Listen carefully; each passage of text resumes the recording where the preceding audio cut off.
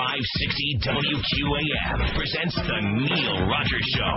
Oh my God. To Neil, dial 567-0560 in Dade and Broward. In other counties, call toll-free at 877-785-6345. Verizon wireless users can call for free by dialing pound 560. The opinions expressed by Neil, his guests, or callers do not represent those of WQAM's management, staff, or sponsors. Now, the Neil Rogers Show on 560 WQAM. I know that the Lord even loves Neil Rogers. Happy New Year to all of those of us who are still hanging around, who didn't get washed away by the tsunami. By the way, Norma, don't bug me, okay? I'm doing a radio show right now. Send me an email, all right? Let's not start out the new year with more of your psychosis, all right? And by the way, the check is still on the table in there. I haven't mailed it yet. So leave me alone. Just at the time when Stern is saying goodbye, there's the phone ringing. Just enough already. Bye-bye. Bye-bye, Norma. Take all that nice money I sent you and have a nice vacation. Go to Hawaii. Go to, like, Ceylon would be nice. Remember when they used to call it Ceylon? No. Don't you?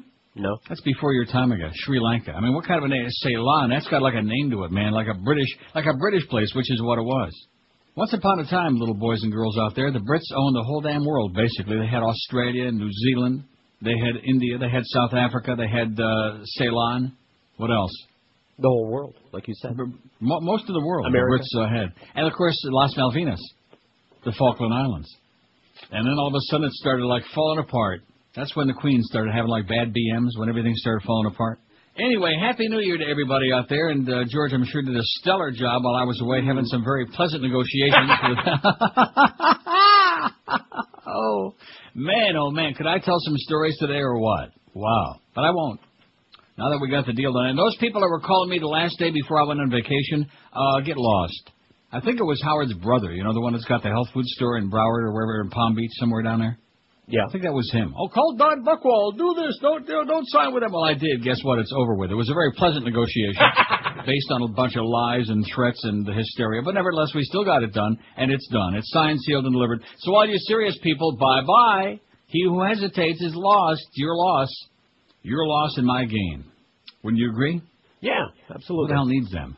I'm just not into people that hem and haw. But I don't like that. I'm decisive. Like when I bought that 2005 red Corvette without even seeing it, sight unseen. How do you like that? And I'm going to tell you that those few days that I was down there, the week, that car, anybody wants to buy a Corvette, if you got a few bucks, the 2005, that's the one to get. Man, that is the greatest vehicle ever made. It is positively real. It is. You believe me? Maybe I'll let you drive it for a while. I doubt it. No. I don't want too many miles on that thing. Let me give a little plug. I'm not supposed to do this. I'll do it anyway to my good friends at 2J's. I don't know who they are, my good friends. There's a guy named Michael who's like the maitre d' or whatever he is, the greeter, what do you see in a fancy restaurant? You call it a maitre d', right? Right. What do you call a guy like that at the greeter, right? Host.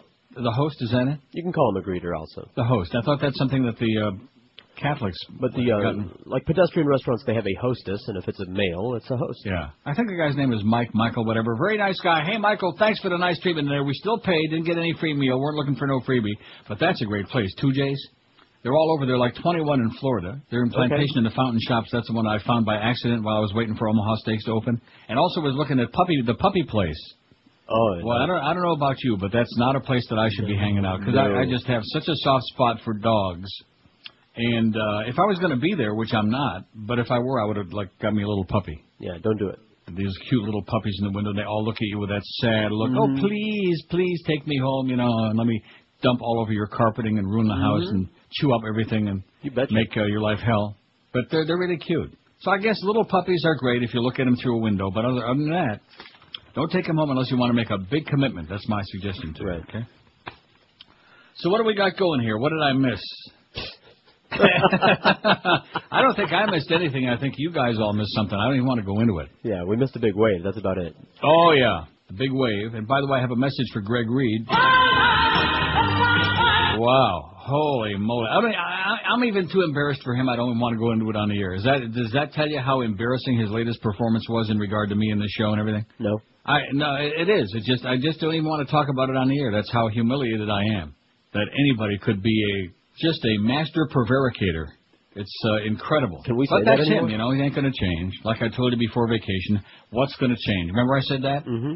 Why is anything going to change? Like Line 9's going to be real good right here. Our first call of the new year. Better be great. QAM. Happy New Year. I still hate you. See? That was good. I'm pleased. Could have been a lot worse. 26 past 10. We sure have a phantom log today. I guess the sales department's been really screwing off for a couple of weeks now. Let's get with it, you guys, okay? I just re-signed for 4 years I got now. Let's get some spots on the log so we can make some money so they can pay the heavy-duty freight that this show is costing them and all other big talent that we got. Like like that one who's getting paid for laying out. By the way, nice Dolphin game again yesterday. I guess we're all supposed to be very excited that they made a game out of it. They made it really thrilling right down to the bitter end there. Aren't we supposed to be excited about that, Josh? Not really. No. They still lost. See, it's the same. 4-12 is still 4-12, and it really should have been like probably 2-14 when you come right down to it. That Cleveland game on that Monday, was it a Monday or Sunday night? Monday night. Yeah, it was Monday night.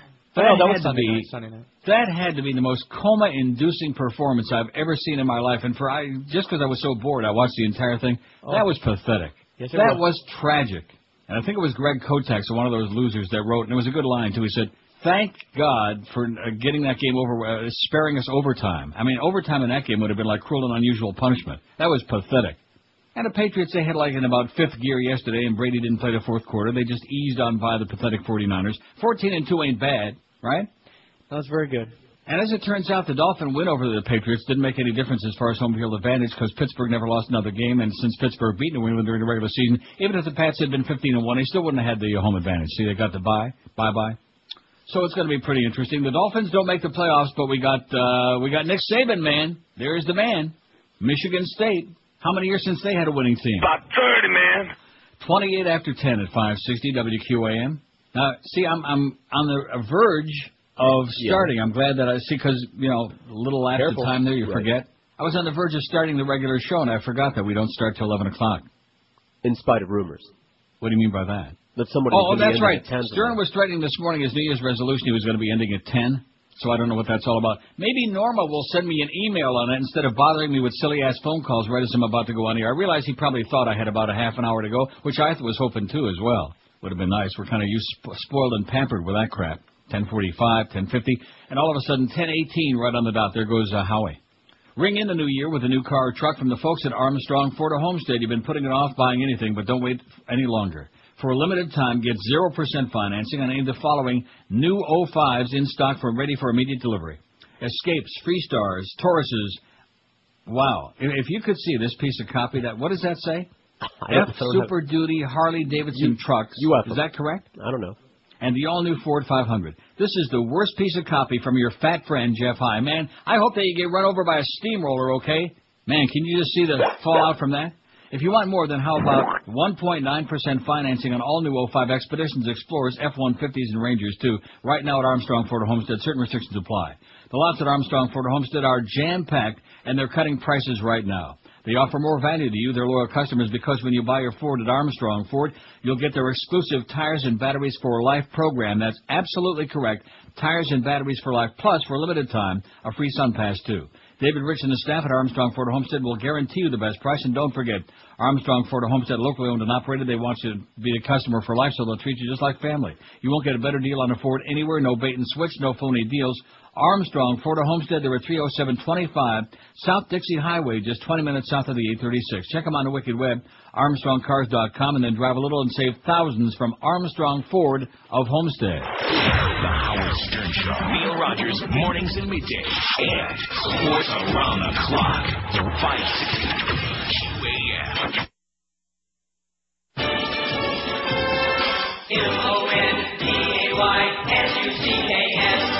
This weekend on Access Hollywood.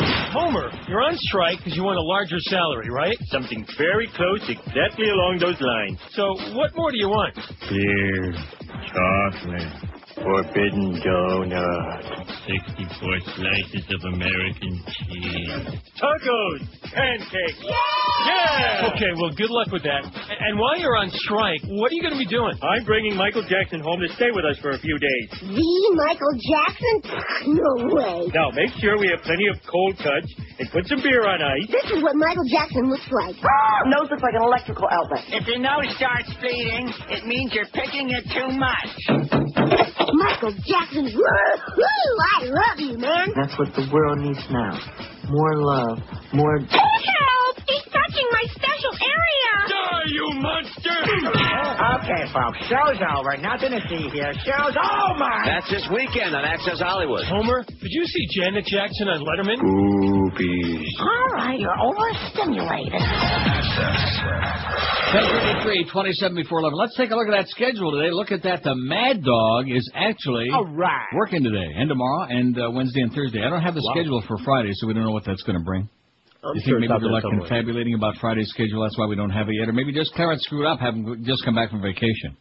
Mad Dog at 2. Then we got the Humper is at the Orange Bowl headquarters. How come they're having the Orange Bowl on January 4th? Doesn't that seem a little bit late to you? Well, I think they did that last year, too. Did they? Yeah. Well, let me say it again. How come they do that? Who can say? I don't know. Now, let's see. Who's playing in the Orange Bowl? USC and who? Oklahoma. Well, why does it say OU? Oklahoma I mean, I know it's Oklahoma University, but anybody with a brain would have put, like, okay. Like Dennis James would say, okay? Okay. Are you sure? Okay. Positive. Yeah, okay. But anyway, it's Oklahoma and USC. Well, that sounds pretty boring. I'll tell you one thing. The game was in high definition, the Rose Bowl the other night. Man, was that a great game, wasn't it? Michigan getting beat by Texas on a last-minute field goal. I watched it. That way, and in HD, man, oh man, you ain't seen nothing. Of course, you were watching on your crappy pedestrian 60-inch Panasonic or Mitsubishi, whatever it is. But when George buys you that HD, you'll really see the improvement next bowl season. He said it's coming soon. Yeah, and the TV too. Geldy 7 to 10 tonight at Hollywood Greyhound. What's Geldy going to be doing there?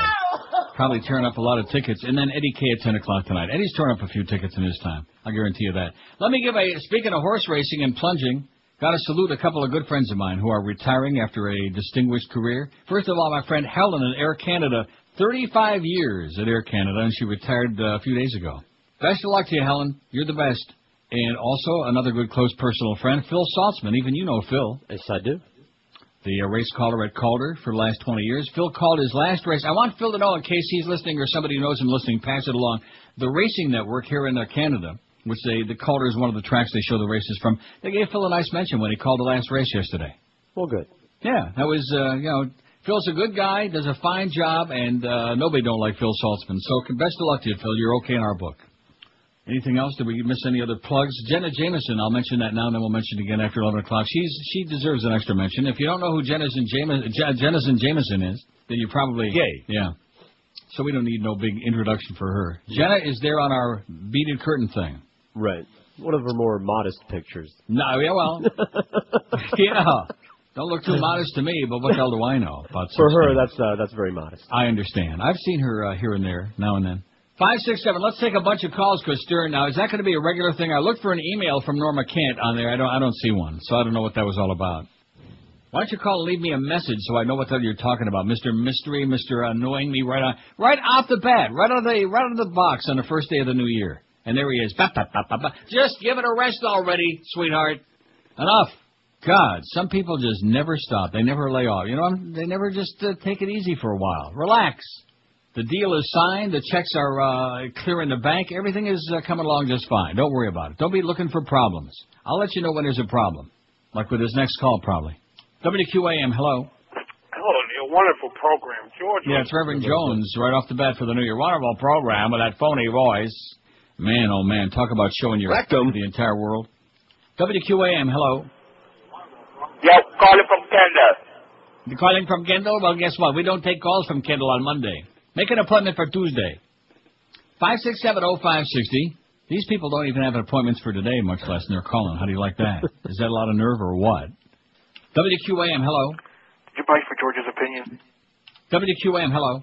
Hi, Papa Juan Pablo. WQAM, hello. Hello, Neil. Yes, sir. Happy New Year. Same to you, sir. All right. Hey, George. What? Get those CDs? No. I sent you some CDs this weekend. Didn't get them, man. Hey, all right. I think what they're trying to say, they're a little hungover from a wild New Year's weekend, okay? Don't expect too much. Whatever we get, we'll take it, okay? Right. WQAM, hello. QAM. I'm calling from Miami. You're calling from Miami with the same phony voice when you were calling from Kendall. Well, at least you're making some progress. Next thing you know, you'll be in Hollywood. 5670560. Who could have ever dreamed they were going to be this good? Off the bat, out of the box for the new year, huh? Pound 560 on the Verizon and Singular Wireless lines. WQAM, hello. Hello, Hello, Neil. Yes? Today's poll should be how many years until George becomes a radio talk show host? Yeah. How many years before you get a brain, schmuck? WQAM, hello. Hi, Neil. Yes, sir. I have some issues regarding George. I'll go talk. Next time George is on, call up and talk to him about it, okay? He has some issues regarding... That sounded like Reverend Jones again to me. The other one. His boyfriend? Mm-hmm. Oh. Well, he's probably a little sore after a tough holiday weekend. WQAM, hello. Hey, Neil, how you doing? Okay. Happy New Year. You're doing a great job filling in for George, and Lenny Martez is a homo. Okay. Well, we're nice to know that. Hey. I didn't know that? Maybe that's why he talks so funny.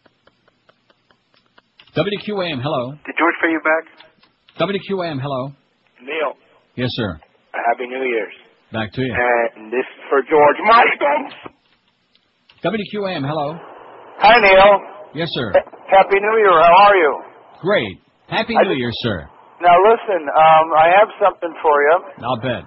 Mr. G moved back to Okay, well, we don't care, and he should only die. How's that, okay? We don't care about Mr. G. He should only die a wicked death. Don't care. Oh, these are all the people you talked to Thursday and Friday. Right, told you.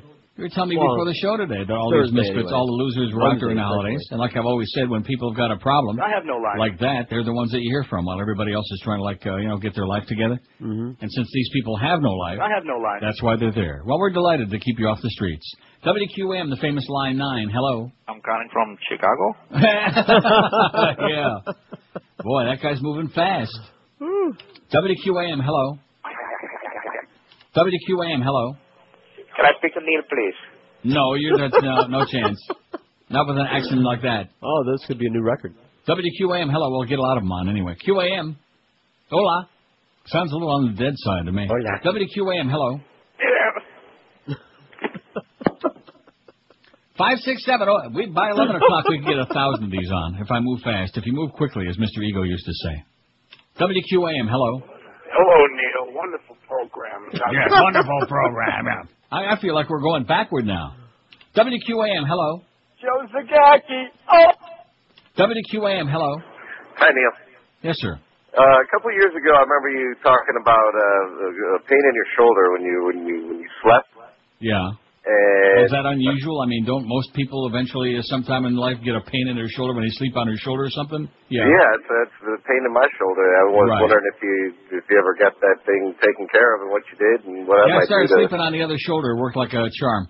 567-0560, pound 560 on a Verizon Singular Wireless line. Holy moly, man. This is you know what it really is? Incredible. That's exactly what I was thinking. It is amazing. What did you do to the audience, George? What audience?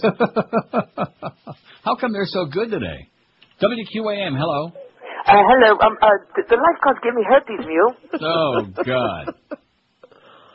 Woo! Man, I better take a deep breath. WQAM, hello. I feel a poking when I'm sleeping. WQAM, hello. QAM. Neil! That's him again. He's in Dubuque now. WQAM, hello. Hello, Neil. Yes, sir. Hi, WQAM, hello. Overrated. WQAM, hello. QAM, hola. Boca Brian sucks! Yeah, why should we leave him out? I mean, what's his special deal that we leave him out from all the abuse? Let's get him on there, too, right? By the way, I don't know if I mentioned this, but I have a special little inside thing. A message for Greg Reed. I don't know if I mentioned that yet today or not, but nevertheless, I might mention it several times. Wow. If this audience had any concept, even an inkling of what went down these last 10 days, you wouldn't be able to function. You wouldn't be able to continue. I think the world would come to a screeching halt. WQAM, hello. Good morning, guys. Happy New Year. Happy New Year to you, sir. You sound a little bit too coherent for this bunch. I know. I had too much coffee this morning. Say, listen, wondering what your predictions are for 2005. It's going to be a big year, no? It's going to be a big year? What does that mean? Just, good things happening, the world moving forward, hopefully. Everything's going to be wonderful, man. We got another year of George W. Fat-ass Jeb Bush was just over there surveying all the damage, doing everything he could to, get some brownie points. I mean, what's not to like? Everything is beautiful. No, it's a happy time. I have a son. I got to be happy. Well, congratulations to you, sir. But I mean, I just hope the president doesn't send your son when he's old enough over there to like to be butchered in some other part of the world, like he's doing to all these other kids. He may send him when he's not old enough, actually. He might do that if we get desperate. If we invade enough countries, he might have to start taking 10-year-olds. That's scary. Well, good luck to you, sir. Thank you. Take care. There's a real blue sky for you right there. Everything is beautiful, just like Ray Stevens, right? Right. I mean, just because, in fact, I don't want to start with the stories now. Shirley Chisholm died. That's bad news. Suicide car bombs explode in Baghdad and Balad, but we don't care about that. Tom Jick's got an article in here where he's speculating and speculating. See, I'm tempted to, like, start this stuff because when I'd like to know what this deal is going to be. Is he really getting off at around 10 o'clock every day? In fact, if Norma Kent would send me the damn email or call and leave me a message instead of, like, call me right before I go on air so I get some information what he's talking about, then I would know something, right? But I don't. Just, it's the same old crap. Oh, wait, there's an email on my email. Ready an email message? All right, read it on the air. That's what it said. Oh, yeah, it's from Norma, and it says, Update Confidential. Wow, read it twice. He wasn't at a computer, so I was, well, Charlie, you see, want to let you know. Oh, I see. Well, why is that good news? Why would it be good news if we start at 10 o'clock? What a jackass, Norma. That wouldn't be good news. I mean, we might as well siphon some benefit from this whole crazy deal, right? Right. That would be good news. We'll let you know, but the big deal. Okay. Nice work, Norma. Just don't push it too far, okay? He's one of these guys that never stops wheeling and dealing. You know what I mean? Everything is signed, sealed, delivered. The money's in the bank. And this guy just, get a life, sweetheart. Go pick up some homeless kids and leave me alone. 5670560. Excuse me, some runaways. Oh, look at this. There's all kinds of crap coming over my fax machine here now. Well, we better get to a lot more of these important calls before we start the show for Sirius at 11 o'clock. Are we doing a show for Sirius? See, I don't understand. Seriously? Just like, who is it? Is it Opie and Anthony? I think so. They're on a over-the-air station somewhere is carrying them, even while they're on XM. Okay, I didn't know. And why couldn't we do the same thing eventually down the road, like in about a week? Right. Huh? I mean, if they were serious, they'd stick us on there right away. Just hear these great calls would be reason enough. WQAM, hello. Hey, Neil, how's it going? Pretty good, Pally. Happy New Year to you. Happy New Year to you. Hey, it's a shame that Grissom person died. I loved her books. Hey, listen, it's now you're getting on at 10 o'clock. You're actually going to have to earn your paycheck. Yeah. You know, it helps you get off your fat ass. You lose some weight this year. Yeah. All right, buddy. Hey, good hearing you, man. Yeah. It really is amazing to me. The great love-hate relationship we have with the audience. Right. We love, they hate. No, at least that never changed. Or is it the other way around? WQAM, hello. Hey, Neil. Happy New Year. Yes, sir. Same to you. Hey, when are you going to tell George that he wasn't actually on the radio? Those were tapes. Yeah, and so are you, Reverend. Yeah. WQAM, hello. QAM. I want to talk to Nita, please. Are you in Salt Lake City yet? No. Well, call us when you get there, Pally. 5670560. Pound 560 on the Verizon and Singular Wireless Loins. WQAM, hello. Norma can hate you. WQAM, hello. Hello. Yes, sir. Speak up. Yeah, I just want to speak to Neil. You got some morons going on here today. Yeah, we sure do. Let's get something really intelligent and articulate like you. What do you got? I would like to talk about the idiot that just called in and said it's nice hearing from you. Is it the first day listening to Neil Rogers? How do you say it's nice hearing from you when it's not listening to him every day on the radio? Yeah, exactly. Well, he's got nothing to say. He's trying the best he can. Don't be knocking him, okay? You're not doing too good either. God. Don't. One of my favorite deals is somebody will call because they 99% have nothing to say anyway. They just want to hear the sound of their own voice, or they want to either suck up or take a gratuitous shot. But they'll call and then they'll say something in response to somebody that was just on. Right. In other words, they had nothing to say when they called, so their material is whatever somebody just said like 10 seconds before, or maybe not 10 seconds, maybe more like about 30, man. Like that. Well, I tell you, you're lucky. Oh, yeah. I just dodged the scratchy throat again. It must be because I'm in such good shape. And I think the reason for it is the climate change again. It wasn't all that great the week I was in Florida, I'll tell you that. Although I did have a very exciting trip to Publix. What? Hey, listen, that's one of the highlights when you're in Florida. What else are you going to do? It was too cold to, like, go to the beach. It was, like, windy and cloudy and mud. The first day there was some sun, and that was about it. And you just sit there and you watch TV and you eat and you eat, and then you go to Publix, and then you go to like Walgreens and get a bunch of candy and crap, or maybe some ice cream, and then you go to like Winn-Dixie. Now, I'm not a big fan of Winn-Dixie, as you know, but I will say this. Winn-Dixie, the one over there in, what is the name of that? It's on Broward Boulevard, another strip shopping center. I don't know. You know, they're so rare. But that particular Winn-Dixie has got the self-checkout deal going already, which I thought that was coming, but not a reality yet. Mm-hmm. And it would please you to know that I went there a second time just for the excitement of checking my own groceries out. Ooh. Yeah. I mean, not that I buy all that much. You buy 10 things, 8 things, whatever. Or maybe if you're really... About 30, man. And you go through there and you scan your own. And you better scan them all because otherwise they're going to drag your ass away. They got a special room in the back, I think, where they take care of those who don't scan every item. And then you can either pay by cash, you stick the money you stick it in the slot, and then they give you the change, or you can pay by credit card and you sign a little. It takes you a while to figure out what that little window is to sign your name, and that gives you a receipt, and you pack your own, and you bag your own, and you walk out. How do you like that? I like it. And there are no lines. In fact, I guess they're cutting way back. I guess all the supermarkets are going to be doing that, right? Self-checkout? Probably. Now, what's going to happen, because I'm sure all of us have had the experience of, I heard the Humper one day. When was I hearing him talking about the fact that he hasn't been in the supermarket in years? Really? Why is that? Does he have a shopper? No, he just eats out. He eats all of his meals out. That's one of the reasons that he's so gargantuan. We want to keep his ass alive, and the rest of them, too, would be nice. So maybe it would be nice if, he goes and buys a salad or something and sticks it in the fridge, anything. People who eat all of their meals out are destined to be humongous and die a wicked early death. I'm telling you that right now. Eating out is not the way to go. I mean, eating in restaurants out. Follow my drift? Oh, I don't know.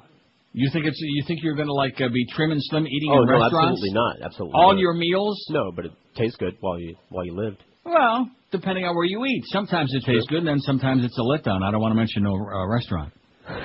Well, no, the woman called the next day. I don't want to be knocking, that place. I'm so tempted to say it because it was disappointing. And it cost a lot. When you eat in a restaurant that's very expensive and it, lets you down, you feel like you've been raped at it. Right. It's just not good. But because the lady called, I'd already left town, but she called and said it was nice to see me and yada, yada. Of course, they didn't pick up the check, which is fine, too, but at least if the food would have been good. I'm not looking for freebies just for good food, like 2J's. I'm telling you, you're missing out. You really ought to try that. I'll find one somewhere. No, the one you'll find is the one right there in the fountain shops, or unless you want to go all the way to Boca, which I don't think you want to do. There's one in Boca. But it was very good. Huh? Coral Springs has one, Josh says. Oh, yeah, they do. Have you been in there? No. I have. Outstanding. Not good, great. I mean, really sensational. For what it is, I mean, it's a deli. It's not like a gourmet restaurant, but it's I guess you call it a gourmet deli.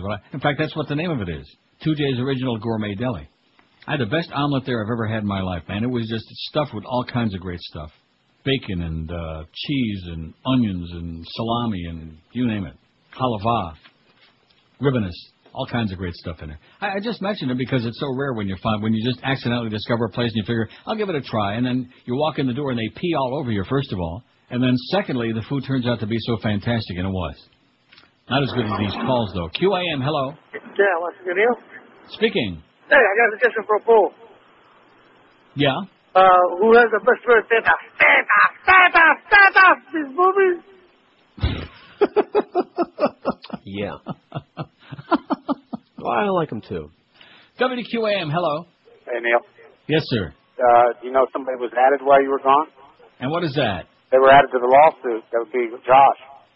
This is Reverend Jones again. Of course. Again. We've only been on for about a half an hour. And that's how many calls now? About 30, man. Get a life, sweetheart. Get a life. Go get a job. Go out and apply for welfare. Go work for, what's his name? The guy there with a homeless voice. What the hell's his name again? Oh, Kanani, Sean Kanani. Sean Canoli. Go out and work for him on the street corner. Put on one of them orange outfits. One of them orange jumpsuits. WQAM, hello. Are you having a controversial show, Neil? Yeah, we're having a controversial show, about callers from the past, right. WQAM, hello. Yeah, I'm holding for the Mad Dog 2000. Yeah, hold this. WQAM, hello. Hey, girl, what you doing down there? Well, if he doesn't know. Who are all these people? Anyway, where the hell are they? This is great. This is a good omen. It's the B team. Is that it? WQAM, hello. Neil. Yes, sir. Hey, I'd like to know if you could play the Dolphin song before you go on a commercial break. Now, what Dolphin song are you talking about? Miami Dolphins #1.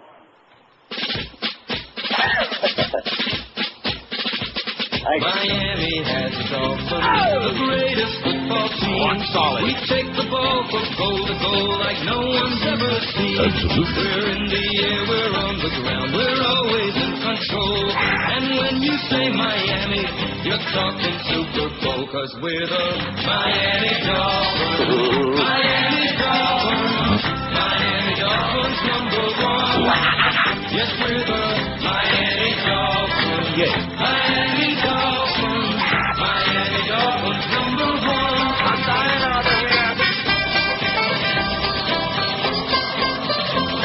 Are you sure?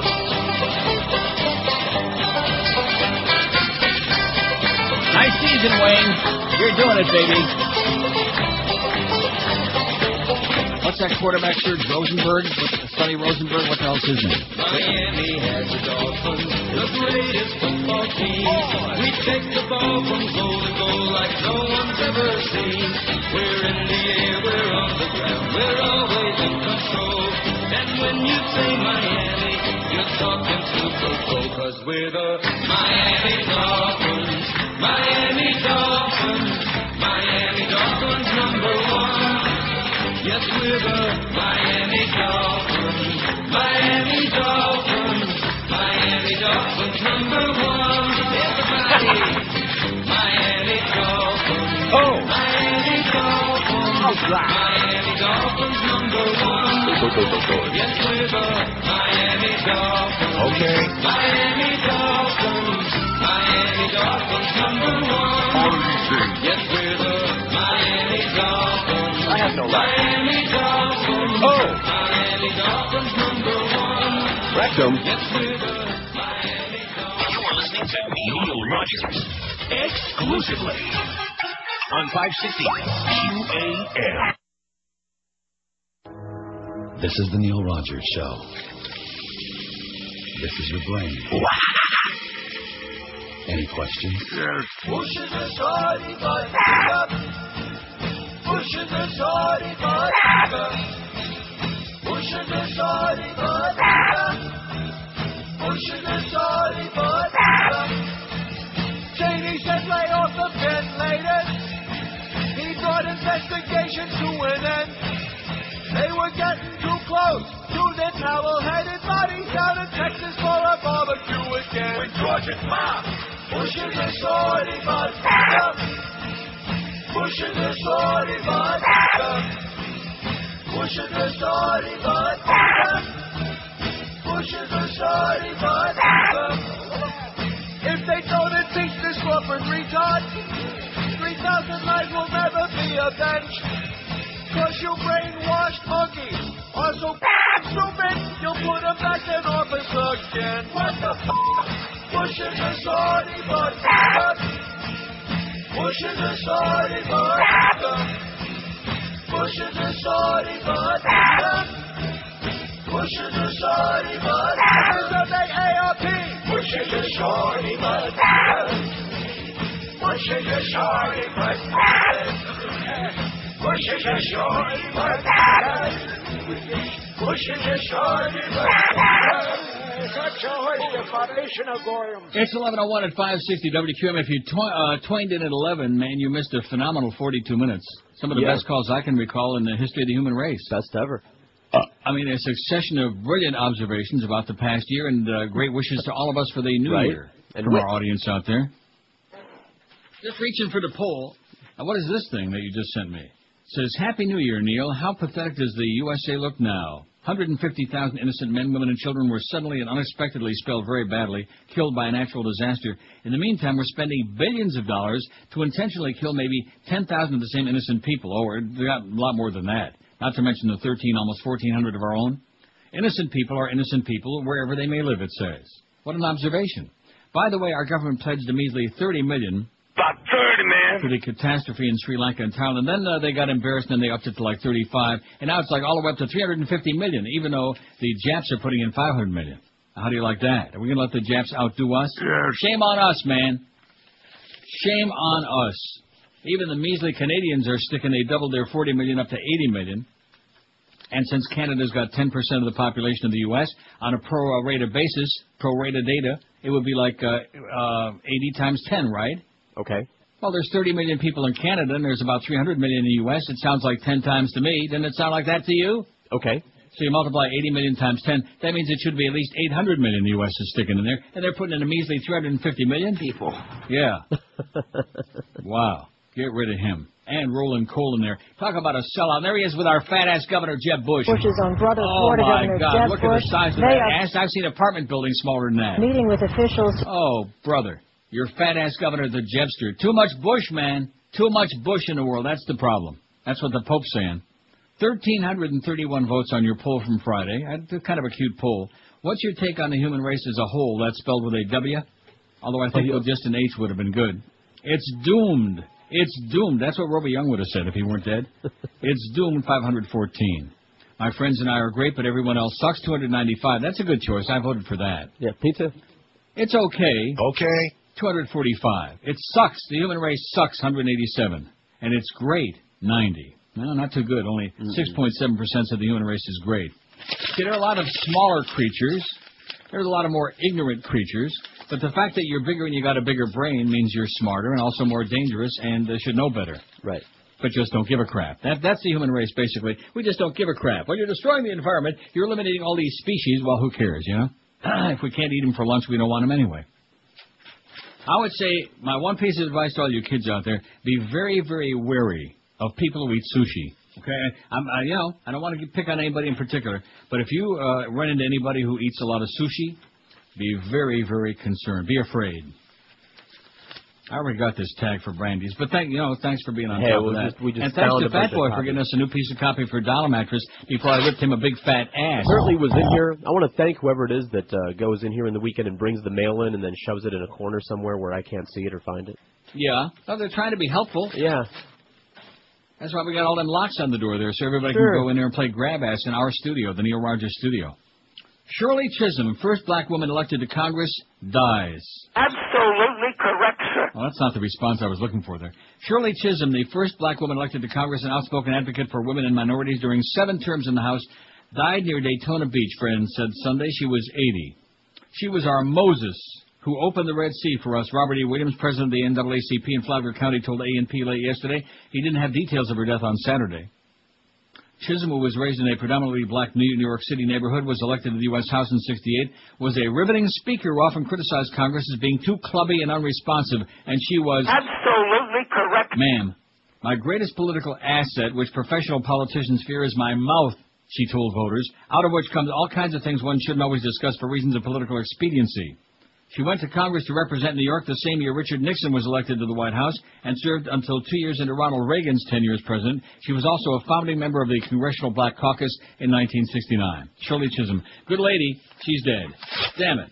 The good people are the dead people. You do understand that, don't you? I know. And the fat people are soon-to-be dead people. I know that, boy. too. Oh, man. I can't wait. I will come back special to dance on his grave. Your good friend, Fat Boy. Will it be a Kazatsky? It'll be a Kazatsky and anything else I can do. Funky tuna. And a boogaloo. Suicide car bombs explode in Baghdad and Balad. Things are going really hunky-dory. The election is only 27 days away now in Iraq. It's going to be on January. About 30, man. So they say. How are they going to do that? There's no chaos. Oh, please. They don't even have the electricity on around the clock. You know, like a few hours here, a couple of hours there. Murder and bloodshed in the streets. Our designated appointee will, win in quotes, right? And will win in quotes, and there will be civil war and bloodshed, and that's what's going to happen. Oh.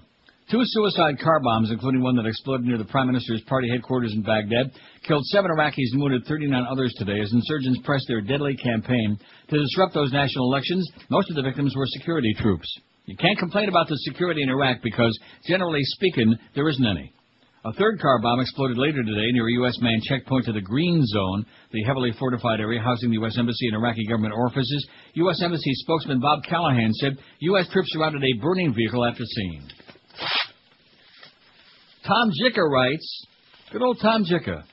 I think for the new year I'm going to be nice to Tom Jicka this year. He's, when I was home, a friend of mine went to my mother's house before I sold it and brought out a carton of crap. All these old photo albums she had.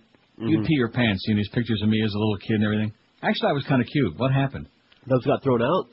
No. Oh, okay. No, I have them. Oh, well. And also, she had clipped out, my mother had clipped out every article, from Bill Cosford, rest in peace, and the JICA and all these others over the years. I mean, hundreds and hundreds of articles. Wow, make a book. And Tom JICA's written almost always great things. I mean, we had a couple of disagreements. And in fact, when I started doing the show in Toronto, I remember him writing, well, how is he going to keep in touch with the pulse of South Florida? I got your pulse over here, Tom. Stupid! But he's been very nice to me, so why should I be nasty to Tom JICA, right? Right. And especially since we don't have any... We had Kevin Bastard there for a little while, then he became a sports guy. That's what the Herald always does, One day they're the sports guy, the next day they're writing a religion column like Pat Curry. She died, by the way, didn't she? Yes, she did. Oh, and guess who else died while I was... I'll give you a little hint. While I was on vacation. Reggie White. Yeah, we talked about him. Did you? Posted an article about what a racist homophobia was. I had and of course, all these jocks, these idiotic jocks, oh my gosh, he was one of the finest human beings. Oh, yeah, right. He was a nut job there toward the end. He was reading the Bible like 28 hours a day. Maybe he was trying to get atoned for his sins of being such a bigoted piece of turd and drinking. I think he died from too much Campbell soup, if you ask me. So who is it? Donovan McNabb? Isn't it his mom that's in all those spots now with the Campbell soup, Josh? Yeah. Yeah. She's the soup lady now. And I love when they pour the Gatorade on her. I mean, give me a break, will you please? Give me a break.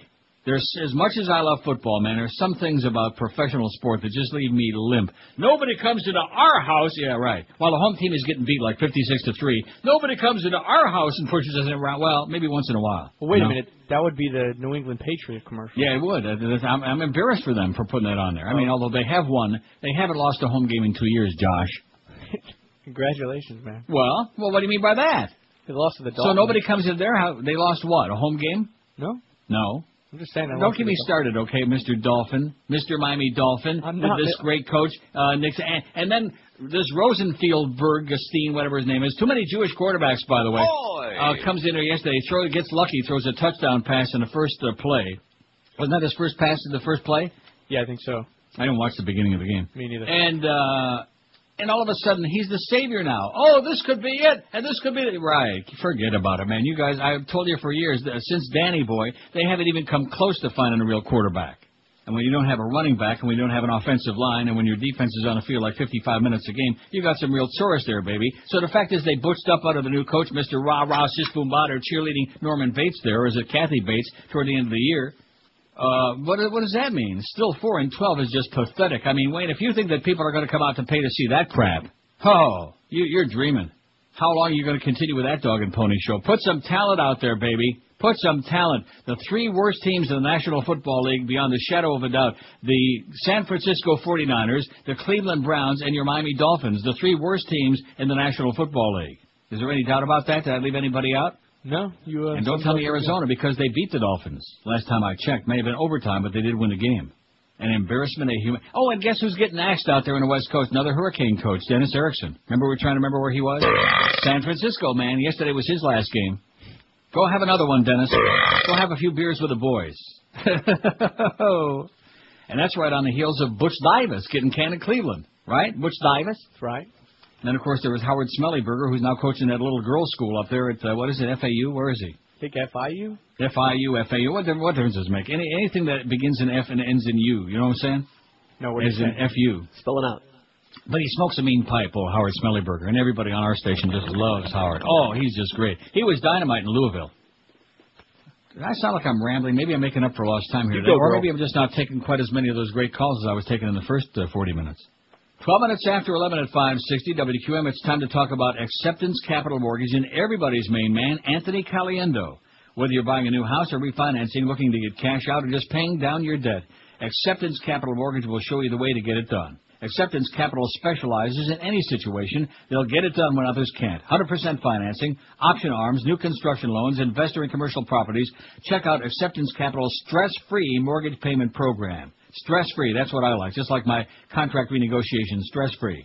Pick from 4 payment coupons based on your financial situation for that month with the Pick-a-Pay program. No income verification is even necessary, and your credit score does not determine your approval like all other programs, because at Acceptance Capital Mortgage they realize that sometimes bad things happen to good people. In most cases, you can pull out cash, pay off all your debts, and still pay less for your mortgage payment every month. So call Anthony Caliendo at Acceptance Capital today and find out why he's everybody's main man. That's Acceptance Capital Mortgage at 888-483-LOAN. That's 1-888-483-LOAN. Call today. Neil Rogers, exclusively on 560 QAM. Harvey, stand by for news. A 90-year-old man said to his doctor, "I've never felt better. I have an 18-year-old bride who is pregnant with my child. What do you think about that?" The doctor considered his question for a moment and then replied, I have an elderly friend who is a hunter and never misses a season.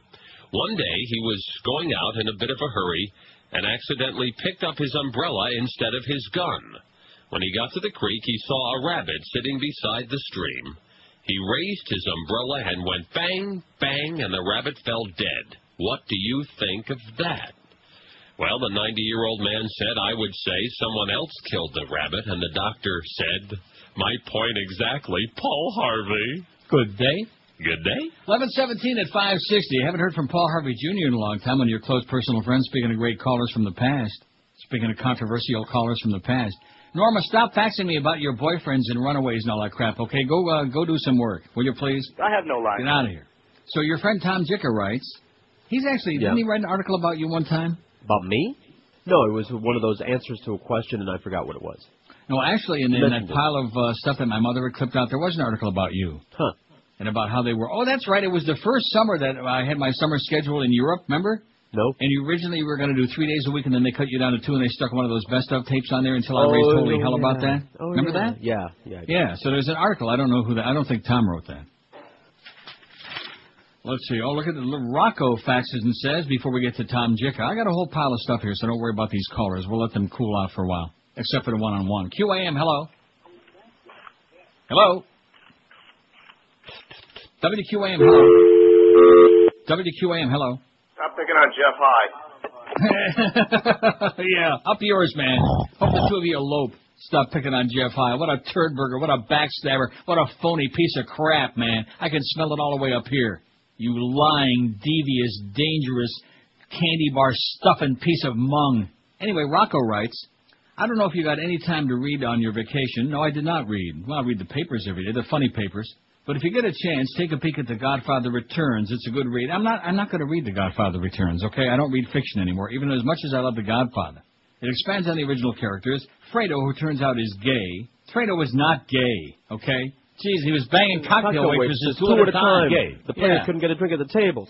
What the hell is this man talking about, huh? You can act like a man! What's the matter with you? His betrayal, Michael, his military background, and the book introduces a new Don who goes on to replace Michael. It basically fills in, well, the new Don who replaced Michael was what's his name, Andy Garcia, Vincent. It basically fills in what went on between Godfather 1 and 2, and what happened immediately after Godfather 2. Hint, Mikey makes a deal with the bootlegger, father of a young, charismatic politician who goes on to become the president. Check it out if you get any free time. Well, that couldn't be Kennedy's, could it? Just a coincidence. Wow. Congratulations on the big checks, right, Rocco? Yeah, they got some big checks coming. No problem. What's the matter with you? I think your brain is going soft. From all that comedy with them young girls. 11:19 at 560 WQAM. So anyway, getting back to Tom Jicha. See, look at this. It's almost 11:30 already. Will you stop messing around with our deal here, Norma, now? Now that we got the deal finally signed after all that grief and trauma, we're willing to start like 145. Sounds good now, right? Oh, yeah. What do we care? Especially since George got that big signing bonus check. And Josh can buy his own TV now. Yeah. 05 menu. This was on New Year's Day. On Saturday, Tommy Jicha writes, FCC waffle, fried ham, fish toast. It's just some rambling thoughts that Tommy's got. First, I don't even want to read this thing about the FCC.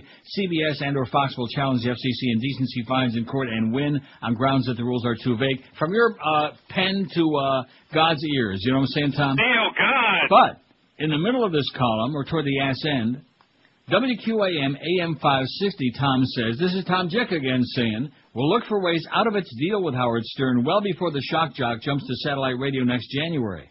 WQAM needs to have a new sports-oriented morning drive program in place before football season in the fall, prime time for sports talk, lest it give primary competitor Waxy, AM 790, an opening to make further inroads. What's more, with Neil Rogers having re-upped for what will be a total of 4 years. Now, how come Tom knew about that? He's the only one in town that knew about it. Greg Reed sure didn't know about it. By the way, did I give that message to Greg in case he ever returns? Tom says, what's more, with Neil Rogers having me up for what will be a total of 4 years, it makes no sense to continue to compromise the station's most valuable property with late starts because of overruns on a syndicated program on its way out the door, you know? Excellent observation, Tom. Always like that little bald Tommy Jicky, you know what? Didn't I always say I love Tom Jicka? Every day almost. Every day. We always, in fact, we pay homage to Tom to begin the show every single day here. Homage. I mean, nobody's perfect. I mean, Tom's problem is...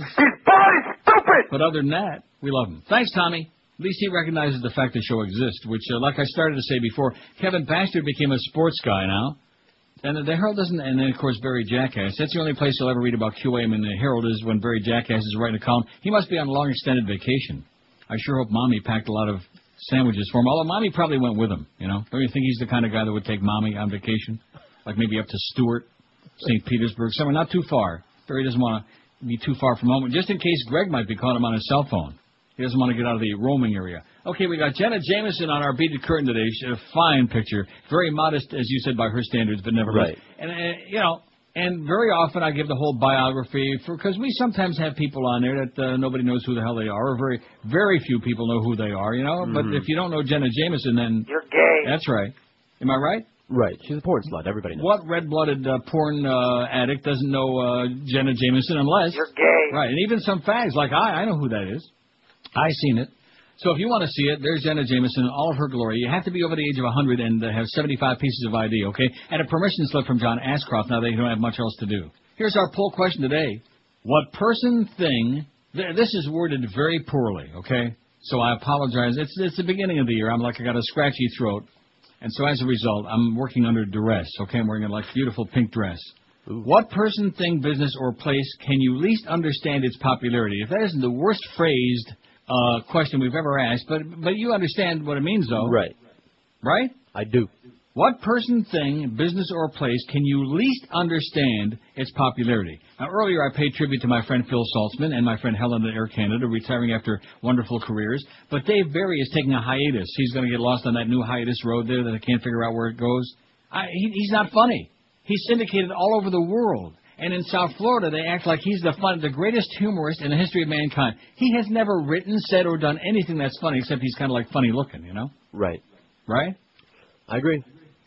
So that was in fact, that was the inspiration for this poll when I read about, it's his little last column for old Dave Barry. Oh, he's a little guy, kind of funny looking. Yeah, that's him. McDonald's, and then you said Neil Simon. Yeah, nobody's going to vote for that, but... Well, you never know. You will.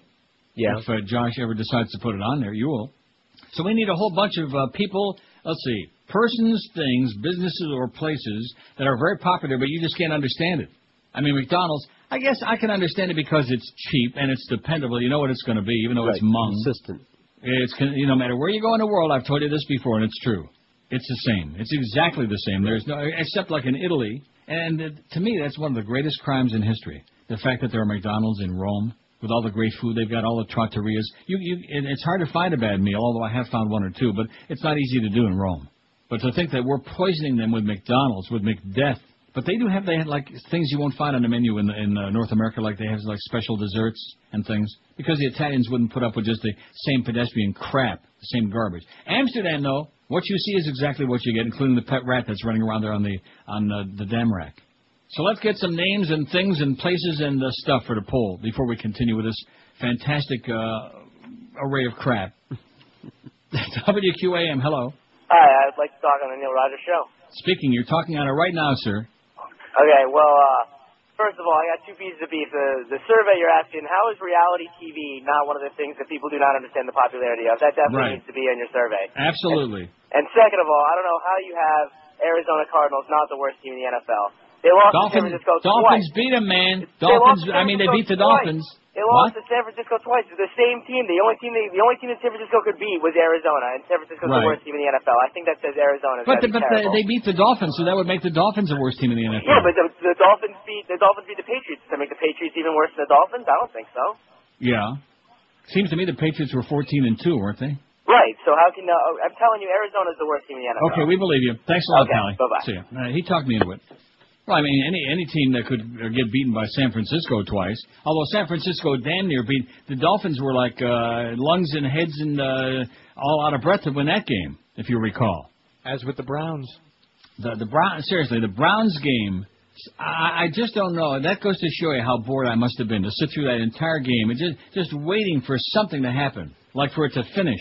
I was so glad when Olindo Mare finally kicked that field goal and got that thing over with. Get it over with already, please. And there were people, I don't want to pick on my good friend Ken Halpern from National Limo. I don't want to pick on Ken because he's a great guy and picked me up at the airport. And no, he didn't actually. Whatever he did, takes good care of me. But he got a free ticket to the game, and I guess Ray Perry was very nice to him at the game and told him and his kids to come inside and get warm because they were freezing their ass off. But he actually enjoyed the game. So I think what Ken is trying to say, like so many others in South Florida. I have no line. Right. I understand, Ken. You can't help it. But that was maybe the worst game I've seen in years and years. Just ponderous. Nothing happening. Just a display of ineptitude, the likes of which has seldom been seen. But the guy's right, Arizona's pathetic. Why do we need the Arizona Cardinals, huh? Why do we need a team in Pahonix? Have you played any of these new bits, by the way? I don't know which ones you're looking at. The one about so. Pahonix? It's not even, they're not funny, but they kill some time. I played a lot of those. Yeah. Derek in Fort Lauderdale, not my friend Derek from the racetrack. By the way, I'm sorry, Fat Rich and Derek, I didn't get to the track while I was there. My friend Dick Feinberg and Steve Wolf didn't get there. If you people would have been open on Christmas Eve and something, or Christmas Day, like whatever, but you weren't. Brian Lamb interviewed NBC anchor Brian Williams on C-SPAN December 26, 2004. Included in one page from the interview in which Williams states, "I think it is my duty to listen to Rush. He frequently calls his show, boasts he is in a very select group that Rush has allowed on, and feels Limbaugh has yet to get the credit he's due for giving the conservatives out there a home. How quaint, what a piece of Schmidt." And here's the transcript. This is Brian Williams. "Well, I'm not going to be watching NBC News. I'm sticking with Danny Boy till they hang his ass up. And then when they put Katie Couric on there, then I'll just turn the TV off all the way." Can you believe they're seriously talking about that? Katie Couric, that bitch. Has she got any talent? No. Is she attractive? No. Has she got a brain? No. Is she credible as a news person? No. But other than that, that'll probably work out just as well as Connie Chink. Remember that? Yeah. 29 past 11 at 560 WQM. Resolve yourself to a better night's sleep in 2005 by calling our friends at Dial-A-Mattress right now. 1-800-MATTRESS. Nothing's got a bigger impact on the way you feel every day, on your daily health, well-being, and productivity than a good night's sleep. And you get one tonight if you make the call right now at Dial-A-Mattress. 1-800-MATTRESS. 1-800-MATTRES. If your mattress is more than 10 years old or it's getting saggy or lumpy, and if maybe your like shoulder is sore like that guy that called before, then it's time for a new mattress so you can sleep like a baby every night. Choose from the complete line of Sealy, Serta, Simmons, King Coil, Tempur-Pedic, Stearns & Foster Hewitt. Dial-A-Mattress takes same-day orders all day long from Kendall to Stewart, from Palm Beach to Fort Myers. You still get to pick the date and 2-hour delivery window you want your mattress delivered, and guess what? They show up 99% of the time on time. And maybe like a couple minutes off here and there, but generally speaking, they're always there when you want them to be. Dial-A-Mattress won the 2004 Better Business Bureau Local Torch Award for Excellence. I'm a satisfied Dial-A-Mattress customer for years now, and I guarantee you will be too. So do the smart thing. Make that call, 1-800-MATTRESS, the easiest piece of shopping you'll ever do, or log on to their website, mattress.com. Dial-A-Mattress, 1-800-MATTRES. You're listening to Neil Rogers exclusively on 560 QAM. Is dumbfounded. Motel, the city known for smash hits, is at it again. From producer Dave Stern comes the NBA's greatest hits, featuring hitmakers like Ron Artest, Steven Jackson, and Jermaine O'Neal. And the hits just keep on coming from Ben Wallace and Anthony Johnson. If they were packing heat, this CD would be #1 with a bullet. So sit back, pour yourself a beer, then stand up and throw it at your CD player. It's the NBA's greatest hits. 27 to noon, and somebody says, "What about the NBA for the poll?" That's a good suggestion. I do not understand why anybody wants to watch it anymore. All that slamma-jamma crap. There's no skill anymore. But at any rate, we shouldn't be saying that because that's all we got in South Florida now is the Heat, right? They won 8,500 in a row, something like that, haven't they? 2,000 in a row? Huh? 14. 14 in a row. How about those Heat? How do you like your Heat now, boys and girls? Couldn't care less. Bunch of crap. Although I will say on HD, man, at NBA, you can't turn it off. You got to watch at least 3-4 minutes because it's so breathtaking. Then it says, thugs, clowns, and grossly rewarded talent devoid of ability. Grossly rewarded talent devoid of ability. What does that mean? That's an interesting... Here's the winner, George W. Bush. Yeah. I got some more for the poll myself. David Letterman, don't get it. If he throws the pencil through the window one more time, that's it for me. First of all, I don't stay up that late, ordinarily. I don't watch late-night TV. If there was something really good on, I might, but there's nothing there. Not for a long time now. Once you've seen the stupid pet tricks and Paul Schaefer's bald head and the pencil through the window, that's about it. And then when you see the promos they put on, and he's saying stuff that's not even amusing, and they're all yucking up. I'm sorry, not into it. Jay Leno, nothing but a big chin, you know? And, of course, how could we leave off? And she always does very well in these kinds of polls, because I just don't get it. Oprah. Yeah. Oh, yeah. Well, what is it? Is it the pastel backgrounds that mesmerizes millions of women all across America? Is it because women are lifeless and just want to be led down the garden path by some bitch that's got $1 billion? Is that what it is? Yeah. Oh, you go read this, and you go read that, and you go, girl, and all this other crap, man. There's not an ounce of talent in that disgusting accordion-style body of hers. One day it's fat, the next day it's thin, the next day she's like the human accordion, Oprah. So what do we got so far? I'm pleased to see that a lot of people out there agree with me about Dave Barry. God, is he a twerp. But the guy that called in about reality TV and the Arizona Cardinals, good job, Pally. Reality TV 21, which, of course, is only in theory because there's nothing real about any of it. I think it's even turning me against Nick Lachey, you know, that Nick and Jessica thing. Get it off already. I came across about 2 minutes of it last night, and she was spilling crap on the floor and talking about how it smelled so bad, mildewed, and he was giving her, well, you clean it up, okay? Just like, what's his name in Godfather, right. Carlo. And clean it up. You clean guinea it up. bitch, whatever. What did he call her? A spoiled guinea brat? Yeah, that's it. Yeah, see? What a memory I got, man. Reality TV 24. What person, thing, business, or place can you least understand the popularity of? Reality TV 24, Dave Barry 15, McDonald's 8. George W. Bush just went on there only moments ago 4. You watch him zoom to the top. Well, see, I understand because there's a lot of stupid people out there. The people with an IQ larger than their pupik, they voted for Kerry. Some of them held their nose and voted, but nevertheless. And the dumb people voted for Bush. They can relate to a man. They like somebody who says... Abu Ghraib. They like that. They're threatened by anybody who's got an IQ larger than their pinky. Neil Simon, 3. Dr. Phil, 1, which I don't even remember mentioning him, but he'll get a lot of votes. Letterman, 1. NBA, 1. Oprah and Jay Leno don't have any of the first 57 votes. Let's get these votes in here on a poll, okay? Let's try to make it appear that on the first day of the first show of the new year, we're really kicking some serious ass, right? Rectum. Huh? Let's make it look like that. That'll take a while for them to get back, to get their lives unscrambled.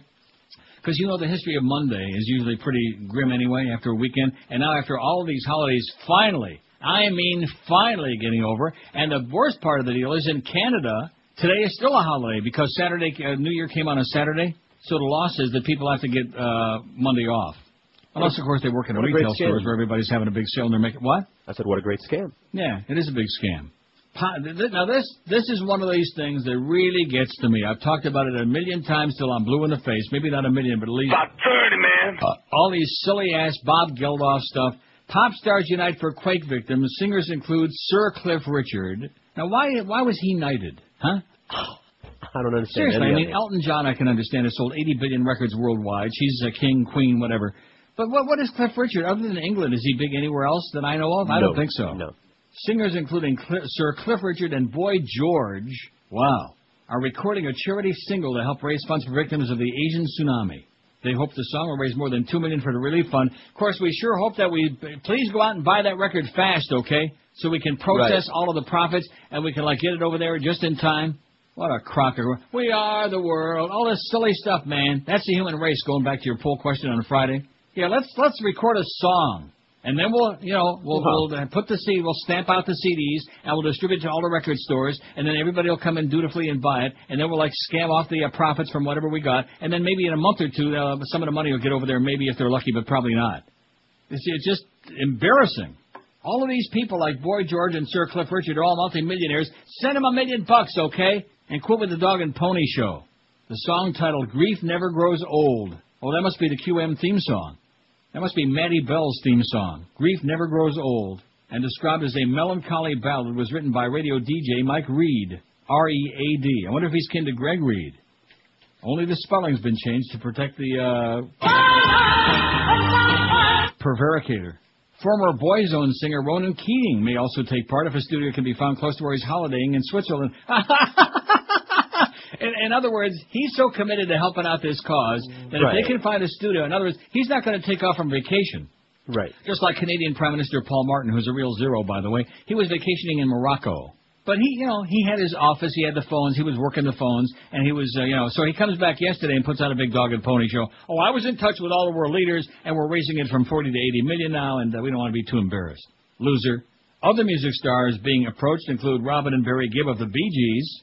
Oh, I would sure love to play that. I forget, can we... Huh? I don't know what kind of sound effects are in there. Just play it until we can't anymore. I might be able to catch this myself. I was standing there one day, not thinking I would die. No, with my hands. From being able to make do-do. I should never eat McDonald's. A Big Mac must be trapped inside my bowels. How can you die from impacted thoughts? Who let these butcher doctors in? Now my heart stopped. You schmucks at cyanide tore my intestines out.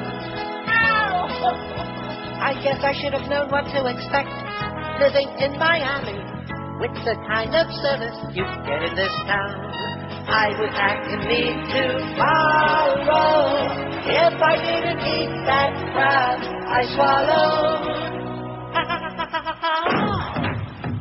Why can't you lend me some Ducalax? Why can't you losers get it right? My bowels were blocked inside my hiney. Can't make my turds go out.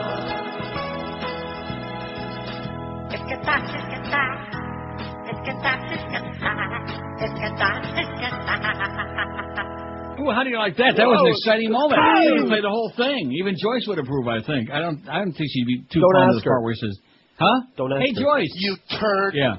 She might not like that. Anyway, we'll get back to that. Some of the other great names in there. They're recording a CD. You better go out and buy it, because then we can help some people in a few months. You're listening to Neil Rogers. If they're still alive. On 560 QAM. Anybody have a heart or a liver? No.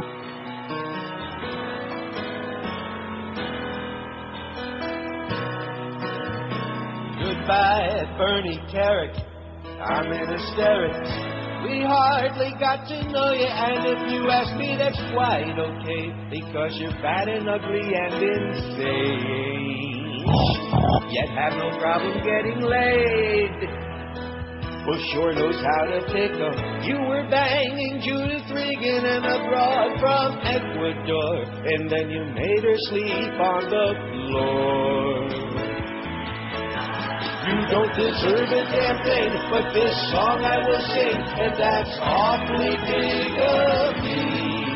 Too many wrongs with the Puerto Rican broad in the Bronx. Is that paint shop dry on that Lexus at the chop shop? I'm sure the next one they choose for Homeland Security will be another pathetic slob. 14 till noon. I got sidetracked right at the beginning there at 10:18 when I played The Lord Made Them All, because I wanted to talk about where was God. Remember after 9/11, people saying, well, where was God to stop this? How could he allow this to happen? Right. Where was God when this all went on? The tsunami. Now, you got on the one hand, you've got the Christians, the good born-again fanatics who say, well, that'll teach those infidels not to accept Christ and yada-yada and believe our brand of crap. And then on the other hand, this is probably the best lesson for the God Squad, but they won't heed it, because back in biblical days when they knew nothing about science, they wouldn't know tsunami from Nami, from the Japanese restaurant, from your mommy.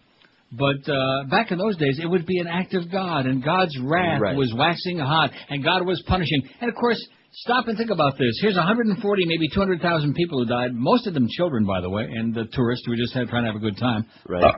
And God was pissed off. This is the perfect God that they wrote about in the Old Testament. God was perfect. He was omnipotent, omniscient. He knew everything. But every now and then he got pissed off, Mm-hmm.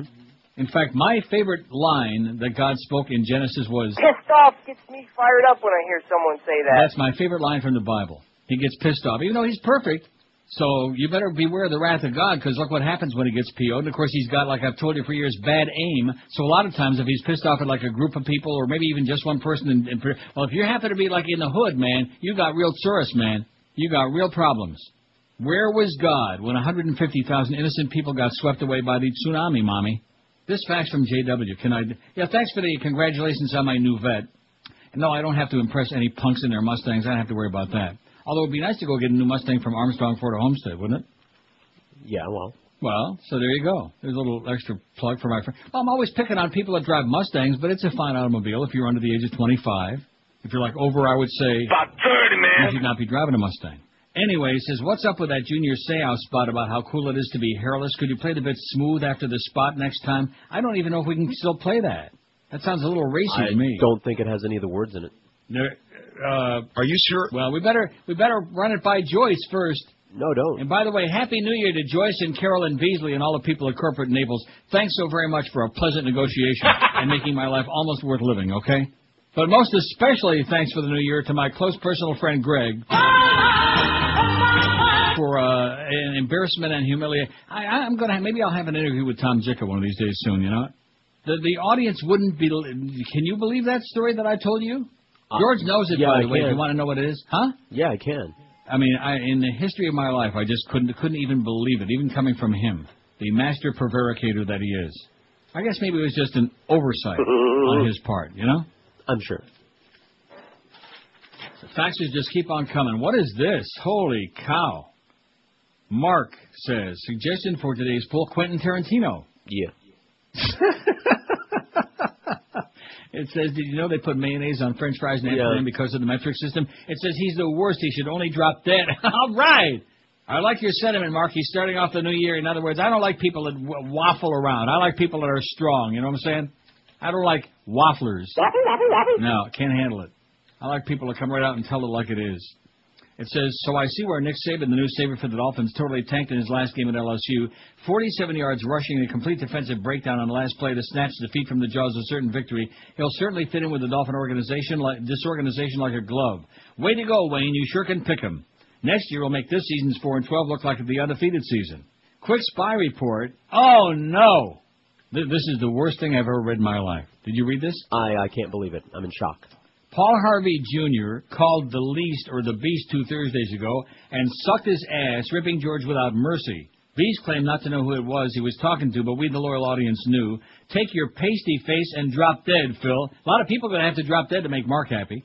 Apart from Gilbert, you are the most cancerous polyp on the anus of humanity to ever call the Neil Rogers Show, which leads to a poll question the audience might like to sink their teeth into, since we thrive on negativity, and you certainly do. What a downer. You know, I still think the one word besides negative for South Florida, it's sterile. Yeah. Every time I come back for a few days, and believe you me, I left 3 days early, couldn't take another minute of it. A week was like a year. Sterile. There's nothing there but a bunch of bedroom towns. Nothing. Mm-hmm. There's just a vacuum. At any rate, it says, apart from Gilbert, who's the most annoying ponderous chronic/crank caller or faxer in the history of the Neil Rogers Show, and it's got a long list. It says this. Speaking of negativity, Mark says, this year already sucks. Have a great day. Oh, that's the South Florida effing way, baby, right there. Great fact. This year already sucks. And then also this JW says, how about some Pharrell drops on the website? What do we want to do that for? Really? Pharrell drops. I'm going to kick his ass and then I'll steal his toupee. I'll take your children. I'll sell them to some Haitians.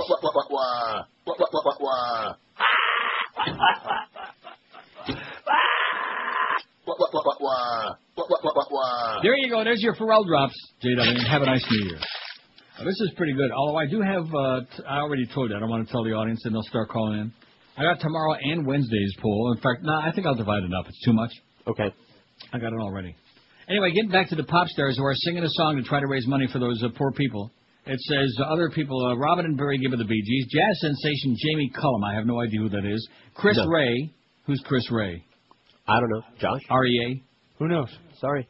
We don't know who that is. And Olivia Newton-John, that famous dyke. She was married to Matt LaPanzi, by the way, once upon a time, and had his baby. Ooh, I wonder how they did that. Not the traditional way, I'm sure.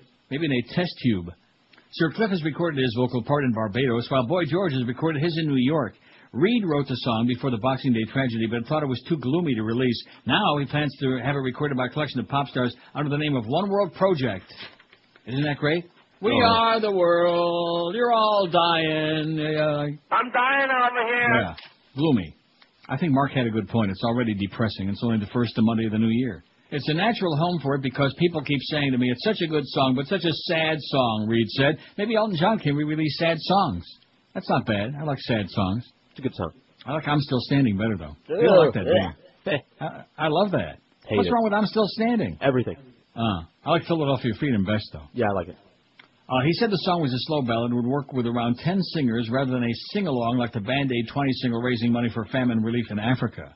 The backing track has already been recorded, and organizers hope it can be finished within the next week. Get it to record shops as soon as possible. When in doubt, pump that baby out, man. Get in those record stores. In fact, I would line up right now at your nearby record store and wait for those to come in so you can whip out some cash and help all those poor, desperate people. Reed went to the Disasters Emergency Committee, which is coordinating the British relief effort, with the idea the day after Boxing Day. And it goes on. It says, I'd be pleased in terms of what it meant for sales if it went to number one. He had, of course it'll go to number one, just like they always do. We are the world. Remember Michael Jackson was doing We Are the World? Yes, We Love the Little Boys all over the world. Stuff like that. Smokey Robinson was on there. Who else was on that? Oh, geez, I don't know. A bunch of media. Come on! Everybody famous was on there on We Are on USA for Africa, right? Right. Well, the audience will know.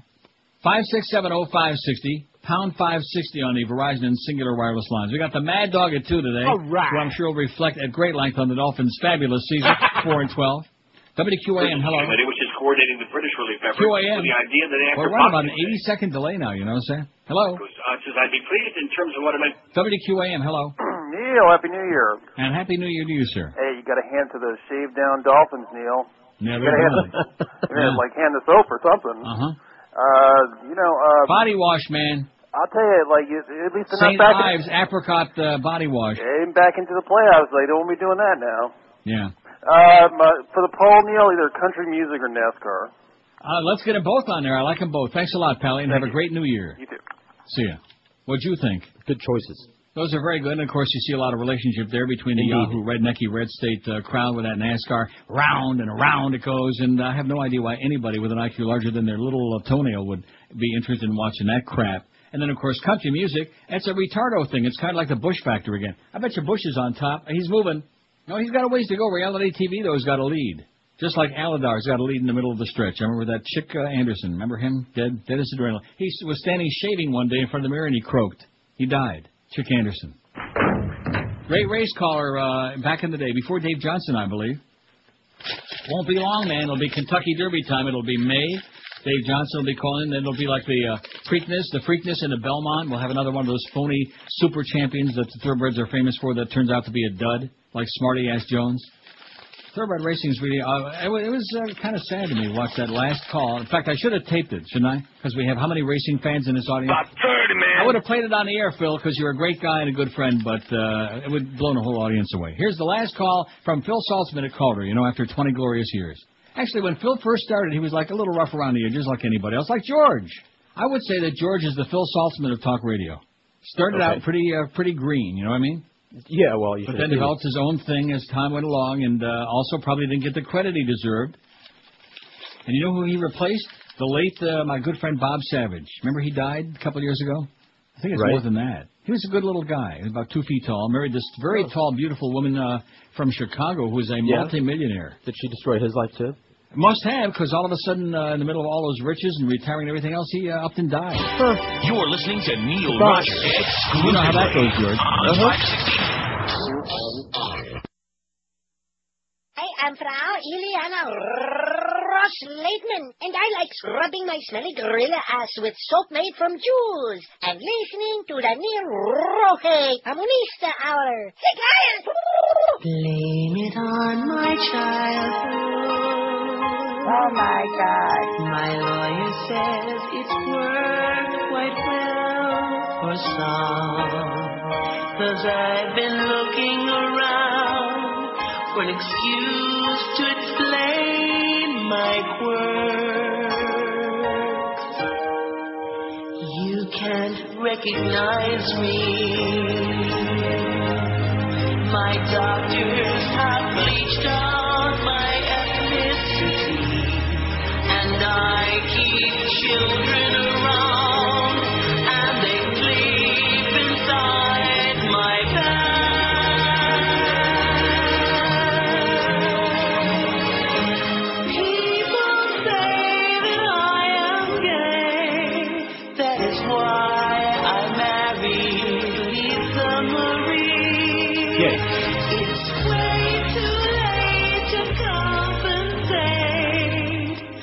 this song that's really bad.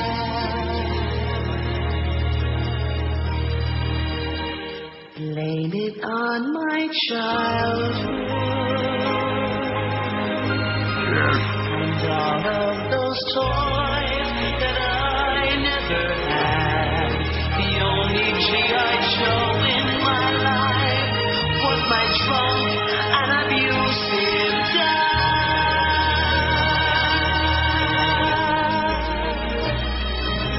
Before you judge me and call me freaky, let me whine and pout and say,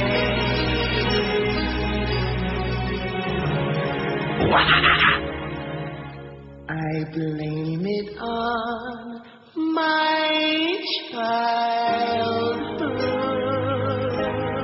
Okay, now the reason I play that, it says, cancel today's poll. The winner, of course, is Michael Jackson, to which I would say, no. Right.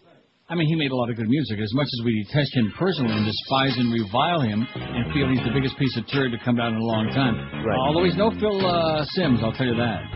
But then who is? Yeah. Of all the people in the world, the one person I detest the most, beyond, not even close, Phil Simms.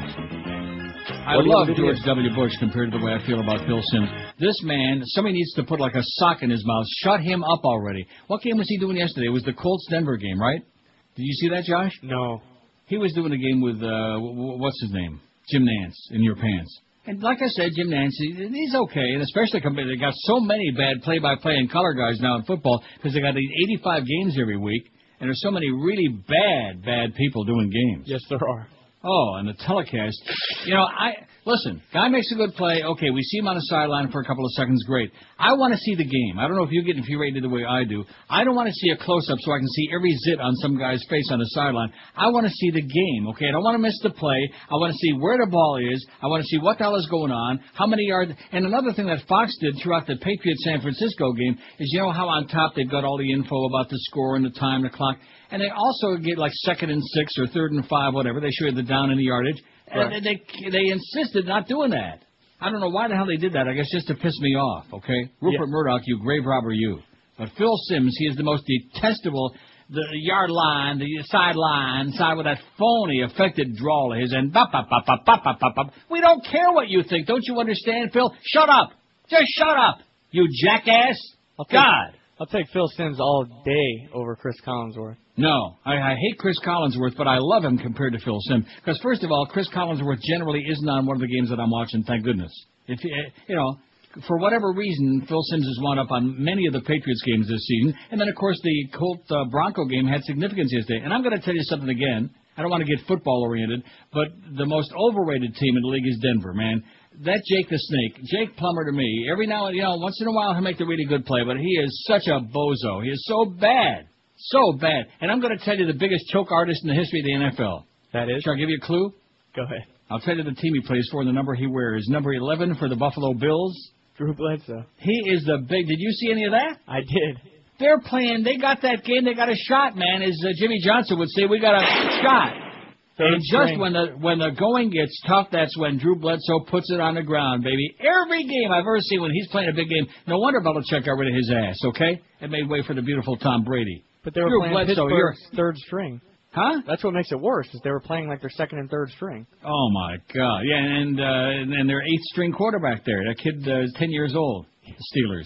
Trying to hand him the game. They already had home field advantage wrapped up for the playoffs, and here's Buffalo desperate. They got to get this game to get in. And Drew Bledsoe there in the most clutch play of the game. He coughs it up. Then how do you like that little shovel pass when he threw it away? Yeah, that was good. For about a 9-yard loss on 3rd and 1. Well, you are pathetic, Drew. You are a choke artist. You can hear those gagging, whatever they are, gurgling sounds. Like that guy, the gurgling caller. You can hear those sounds right through the TV. Anyway, I'm getting a little too whipped up about that crap. George is in a coma. He don't care about football. He don't want to watch other guys with tight pants play silly gas games. See, I told you Bush had moved to the top, didn't I? Yes, you did. But if I put Phil Simms on there, I'd vote for him first. I despise him. He just makes every bone in my body ache. Even worse than Denise Potvin. What person, thing, business, or place can you least understand the popularity of? George W. Bush, 49. See, now, I wouldn't vote for that because I do understand why he's popular, because there's a lot of morons out there that can relate to him. Right? That's not tough to understand. Right. I mean, if America were a country of educated, worldly people who understood where the hell all these other countries are on the map. Most Americans, if you put a gun to their head and said, okay, here's a map of the world, show me where Sri Lanka is. How many of you think could tell you where it is? About 30, man. Right? Right. They wouldn't know Sri Lanka from Paul Anka. Bush, 49. Reality TV, 47. Dave Berry, 24. Oh, go away, Dave. You're not funny, okay? You're funny looking, but you're not funny. Dr. Phil, 23. Oprah, 13. Isn't it amazing how he's passed her by like she was standing still in the hate campaign? McDonald's, 11. NASCAR, 9. The NBA, 7. Neil Simon, 4. Michael Jackson, 2. Country music's got a pair. Got to put your nose deep inside your nostril when you listen to that good old country music, man. Got to put on that kiss and kiss it. Kiss it, like Bubba used to say, kiss it. Jay Leno, 2. David Letterman, 2. And Quentin Tarantino don't have any in spite of Mark's very valid attack on him. Well, that's because these people like Pulp Fiction. They're suits. And then most of these people haven't been to Amsterdam, so they don't know that they really do put mayonnaise on their fries. And nobody cares. Not a big deal. Actually, they also got like some places they put like this brown sauce. Okay. I hate to think what that might be, you know? Yeah. The brown sauce they put on the fries. Either the brown sauce or the mayo. Ooh. 5670560. I'm sure there's a lot more people, places, and things that need to be on there. Like places. We don't have too many places on there. Like, what's a place that people love that you can't understand it? Like Rascal House? Well, no, that's a business. Rascal House needs to be on there. Oh, place like a city, an area, yeah, like a state, city, like a country that people love to go to. That for the life of me, I just don't understand why. How about Paris? Although I mean, the people are obnoxious and the weather's pretty crappy, but there are a lot of beautiful things to see there. I mean, at least there's art and perversion and things like that. So I can't understand. Gay Paris. Although the food sucks. Gay. For people that are supposed to be such great gourmet cooks and also makers of such great toiletries and cosmetics and perfumes. For number one, they stink, and number two, the food is crap. What's that? I guess they export all the good stuff. Well, the perfume makes sense. If the people stink, you got to invent something to cover it up. Yeah, that's a good point. Not doing a good job of it, by the way. Come up with something new because I can still smell it. Stronger? Yeah, especially for some of those people out at the casino. Woof, man. You think Kid Curry? Well, now there's something about your diet. When you eat certain things, it makes the pigment of your skin a certain way. Like you smell like you've been bathing in it, like that curry thing for hours and hours. Although now's not a good time to be picking on Indians. That's bad. WQAM, hello. Hey, Neil. Yes, sir. Happy New Year. Same to you. The other silly Brit on there was George Michaels on the Save Africa album. Oh, God. Okay, Yeah. Reverend Jones, have a nice day. WQAM, hello. Hi, Neil. I'm a Yes, sir. first-time caller, and I'd like Yeah, to sure. why God came here, if I may. You what? You like to do what? Gay. George. Oh, George is gay. WQAM, hello. Neil. Yes. Hey, welcome back. Thank you. I don't understand wrestling. Yeah, professional wrestling. I love it. Exactly. People know it's fake. One more thing. You were talking about football. I found out yesterday that Mandich and Mo are on Sirius Satellite Radio doing a play-by-play. Yeah, because Sirius has got all the NFL games now. Yeah, exactly. So I heard him on there. So once I get the hell out of here, I can hear him wherever I want to. But why would you want to hear it, though? Because I like Mandich. Well, that's a good reason. All right. About the only reason I think you want to listen to the Dolphins is because of the Mad Dog. Exactly. Okay, thanks a lot. All right, Neil. Speaking of Mo, it's too bad. Well, we could start, because I don't want to make the CD, to raise money for Abandoned Pet Rescue this year. Or the tsunami victims. Now, I'm not going to get involved in it. There's enough other. How much are we going to raise? Are we going to make even like a dent in that, Right. like a tinkle in the ocean? No. So let's not. I don't like grandstanding. Okay, I like doing things that we can make a difference. Like the Abandoned Pet Rescue thing. Camilla's House, we made a difference. Center One, we made a difference. Abandoned Pet Rescue makes a difference when you raise, tens of thousands of dollars for an organization like that. But I was thinking the Mo Howard David a Chia head. Chia Mo. Yeah. Now that he's finally flipped his lid and got rid of those nasty muskrats, that awful smelly, those awful pieces he used to wear that I embarrassed him out of. Now, how about the Mo Chia head? Chia Mo. Yeah, and you just water it, and it sprouts whatever it is. Yeah, just like that. You can smear any seeds you want on there. Yeah, or you can just smear mayonnaise on it too, like the Dutch. 12 minutes past noon at 560 WQM. All you horse racing and poker players, fans, Pompano Park Racing and Card Room is kicking off the new year tonight. Something really special. I want you to tell all your friends and neighbors, all the degenerates out there. Tonight is going to be the world-famous free spaghetti dinner night at Pompano Park. Tonight, just buy a Monday Pompano Park program, get a coupon for a free spaghetti dinner on the fourth-floor players' room. You don't have to, plunge your guts out. You don't even have to make a bet. Just buy the program, and you get a coupon for the free spaghetti dinner tonight at Pompano Park. Pompano features free admission, free general parking every day, live harness racing and the poker room action every Monday, Wednesday, like tonight, Friday, and Saturday. Poker starts at noon. Live racing gets underway nightly at 7:25 p.m. Every Wednesday at the track, enjoy $1 draft beers, sodas, hot dogs, and lots more. Pompano Park is open every day, featuring the best simulcasting from all across North America, harness racing, thoroughbred, even highlight as well for you to watch and plunge your guts on. Pompano Park, just a block south of Atlantic Boulevard on Powerline Road. For the new racing schedule, check out PompanoPark.com online or make that call, 954-972-2000, and they'll tell you where to go and when to go there. 954-972-2000, Pompano Park horsepower you can plunge your guts on. Don't forget post time tonight, 7:25 p.m. and a free spaghetti dinner at Pompano tonight. You're listening to Neil Rogers exclusively. QAM. Down on your hands and knees and lick my boot. We are the new Christianity. George Bush is our Christ and King. We are a land of ignorant mugwumps. Praise to thee, our Prince of Dumbness. To sacrifice we must ingest the body and blood of Falwell's flesh. Bush is Lord and giver of life, Hosanna in the highest. Bush is Lord and giver of life, Hosanna in the highest, Hosanna in the highest, Hosanna in the highest. Blessed is the Bush of Dublin, worship Bush or die, worship Bush or die, worship Bush or die. I'm dying over here. 12:17 at 560 WQAM. Happy New Year from all your good friends, even those who lie a lot at QAM. Here's a fax from Bob in Plantation. It says, my submission for your poll, Sports Talk Radio. That's an excellent one. Yeah. I want to hear... I beg your pardon? I said, how's it going? If I want to hear overrated trolls talk to a high-pitched anonymous voice about jocks and tight ends, I'll cruise the restrooms at Plato's Retreat. And is there anything more boring than watching a Marlins game? Yes, listening to it on the radio, especially when Dave Van Boring is doing the play-by-play. I don't want to, interfere in their organization because they're very uptight and sensitive. But if you're going to, try to get, people out to the ballpark, even when you're not having a winning streak, when things are going a little bit tough, probably the best idea is have somebody to make the game exciting on the air. Like the Boogster does that. We like Boog a lot. But Dave Van Boring puts them into a terminal coma. That's just my own personal suggestion, but I think he's probably coming back. Isn't he, Josh? Josh can't answer. He's out of the room for some reason. I'll be damned. He probably went out to see if Dave Van Boring's coming back. Or maybe, when he heard Dave's name, he, all of a sudden got intestinal problems. That could be that.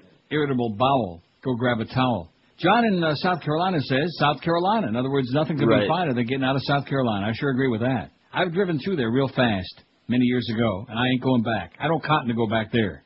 I mean, you can say about North Carolina whatever you want. There's probably some decent places in North Carolina. Not in South Carolina. You got to go deep into the woods to find them. But not South Carolina. An Aintree. In fact, I wouldn't be surprised if that crowd in Aintree probably swept downstream from South Carolina.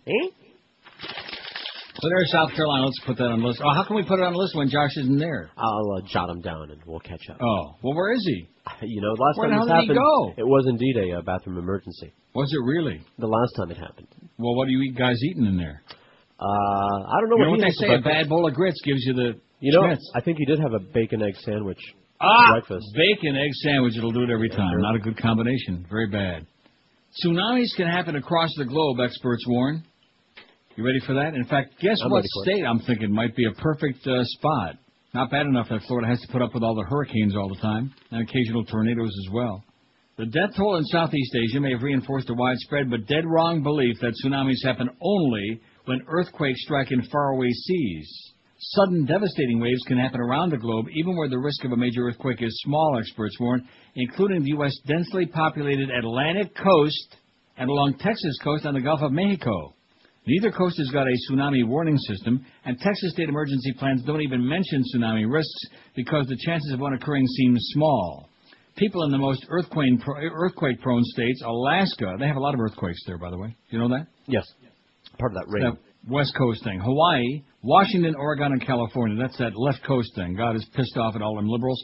Know from experience how destructive the twin threats of quakes and tsunamis can be, but these tsunamis that might threaten the Atlantic or Gulf Coast might not come from earthquakes. Wow. In the Atlantic, a grave threat in addition to distant earthquakes is the collapse of a volcano across the ocean. Huh. Makes you kind of think of that parallel I'm always trying to draw between mankind and ants, like on an anthill. That's pretty much what we are. We're like the ants crawling around on this globe. We just happen to be bigger and more dangerous. Volcano-induced tsunamis, which occur when huge amounts of heaped-up volcanic material slide into the sea, have occurred innumerable times with local effects. But one will happen with catastrophic impact, scientists believe, during a future eruption of a big volcano such as Cumbre Vieja in the Canary Islands off northwestern Africa. Oh, we don't want it happening in Cumbre Vieja. The tsunami from the predicted collapse of Cumbre Vieja, fanning out across the Atlantic at about 500 miles an hour like a jet aircraft, would drown Florida within 9 hours with waves of from 33 to 82 feet, according to a 2001 estimate by scientists at the University of California and London's University College. Would drown Florida within 9 hours. That's enough to put nearly all of Florida underwater and damage the whole country's Atlantic coastline. In the Gulf of Mexico, the risk isn't from earthquakes or volcanoes, but from another little-known source, underwater landslides that generate huge waves. It's not a theoretical threat to the Texas coast. It's already happened. An undersea landslide, technically a slump, about 90 miles off Galveston, once sent some 12 to 14 cubic miles of earth sliding down. The slump at the Gulf's East Breaks Formation threw a tsunami estimated at 25 feet high onto the Texas shoreline, according to researchers who studied its geological aftermath on the Gulf floor. That was about 5 to 10,000 years ago, many lifetimes from humans, but a blink in geological time. Peter Trabant, marine hazards consultant in Houston who studied the landslide, said, "There's no reason to believe that it won't happen again. It's coming." Just like Mo said, it's coming. If it happened again, it would rush all over the barrier islands, including Galveston Island, all the coastal cities, Port Arthur, Galveston. I bet you they'd probably re-release that song by Glenn Campbell. Remember Galveston? I'm trying to Galveston, oh Galveston, I'm drunk again. Freeport, Corpus Christi, Durant said. There's definitely a possibility this could happen at any time, okay? We don't want to get you nervous or anything like that, especially you people who live in Florida and Texas like the whole audience. Be afraid. Be very afraid. Oh, yeah. Still, the likelihood that it'll happen anytime soon seems so small that Texas has done nothing to plan for it. Zippity-doo-dah.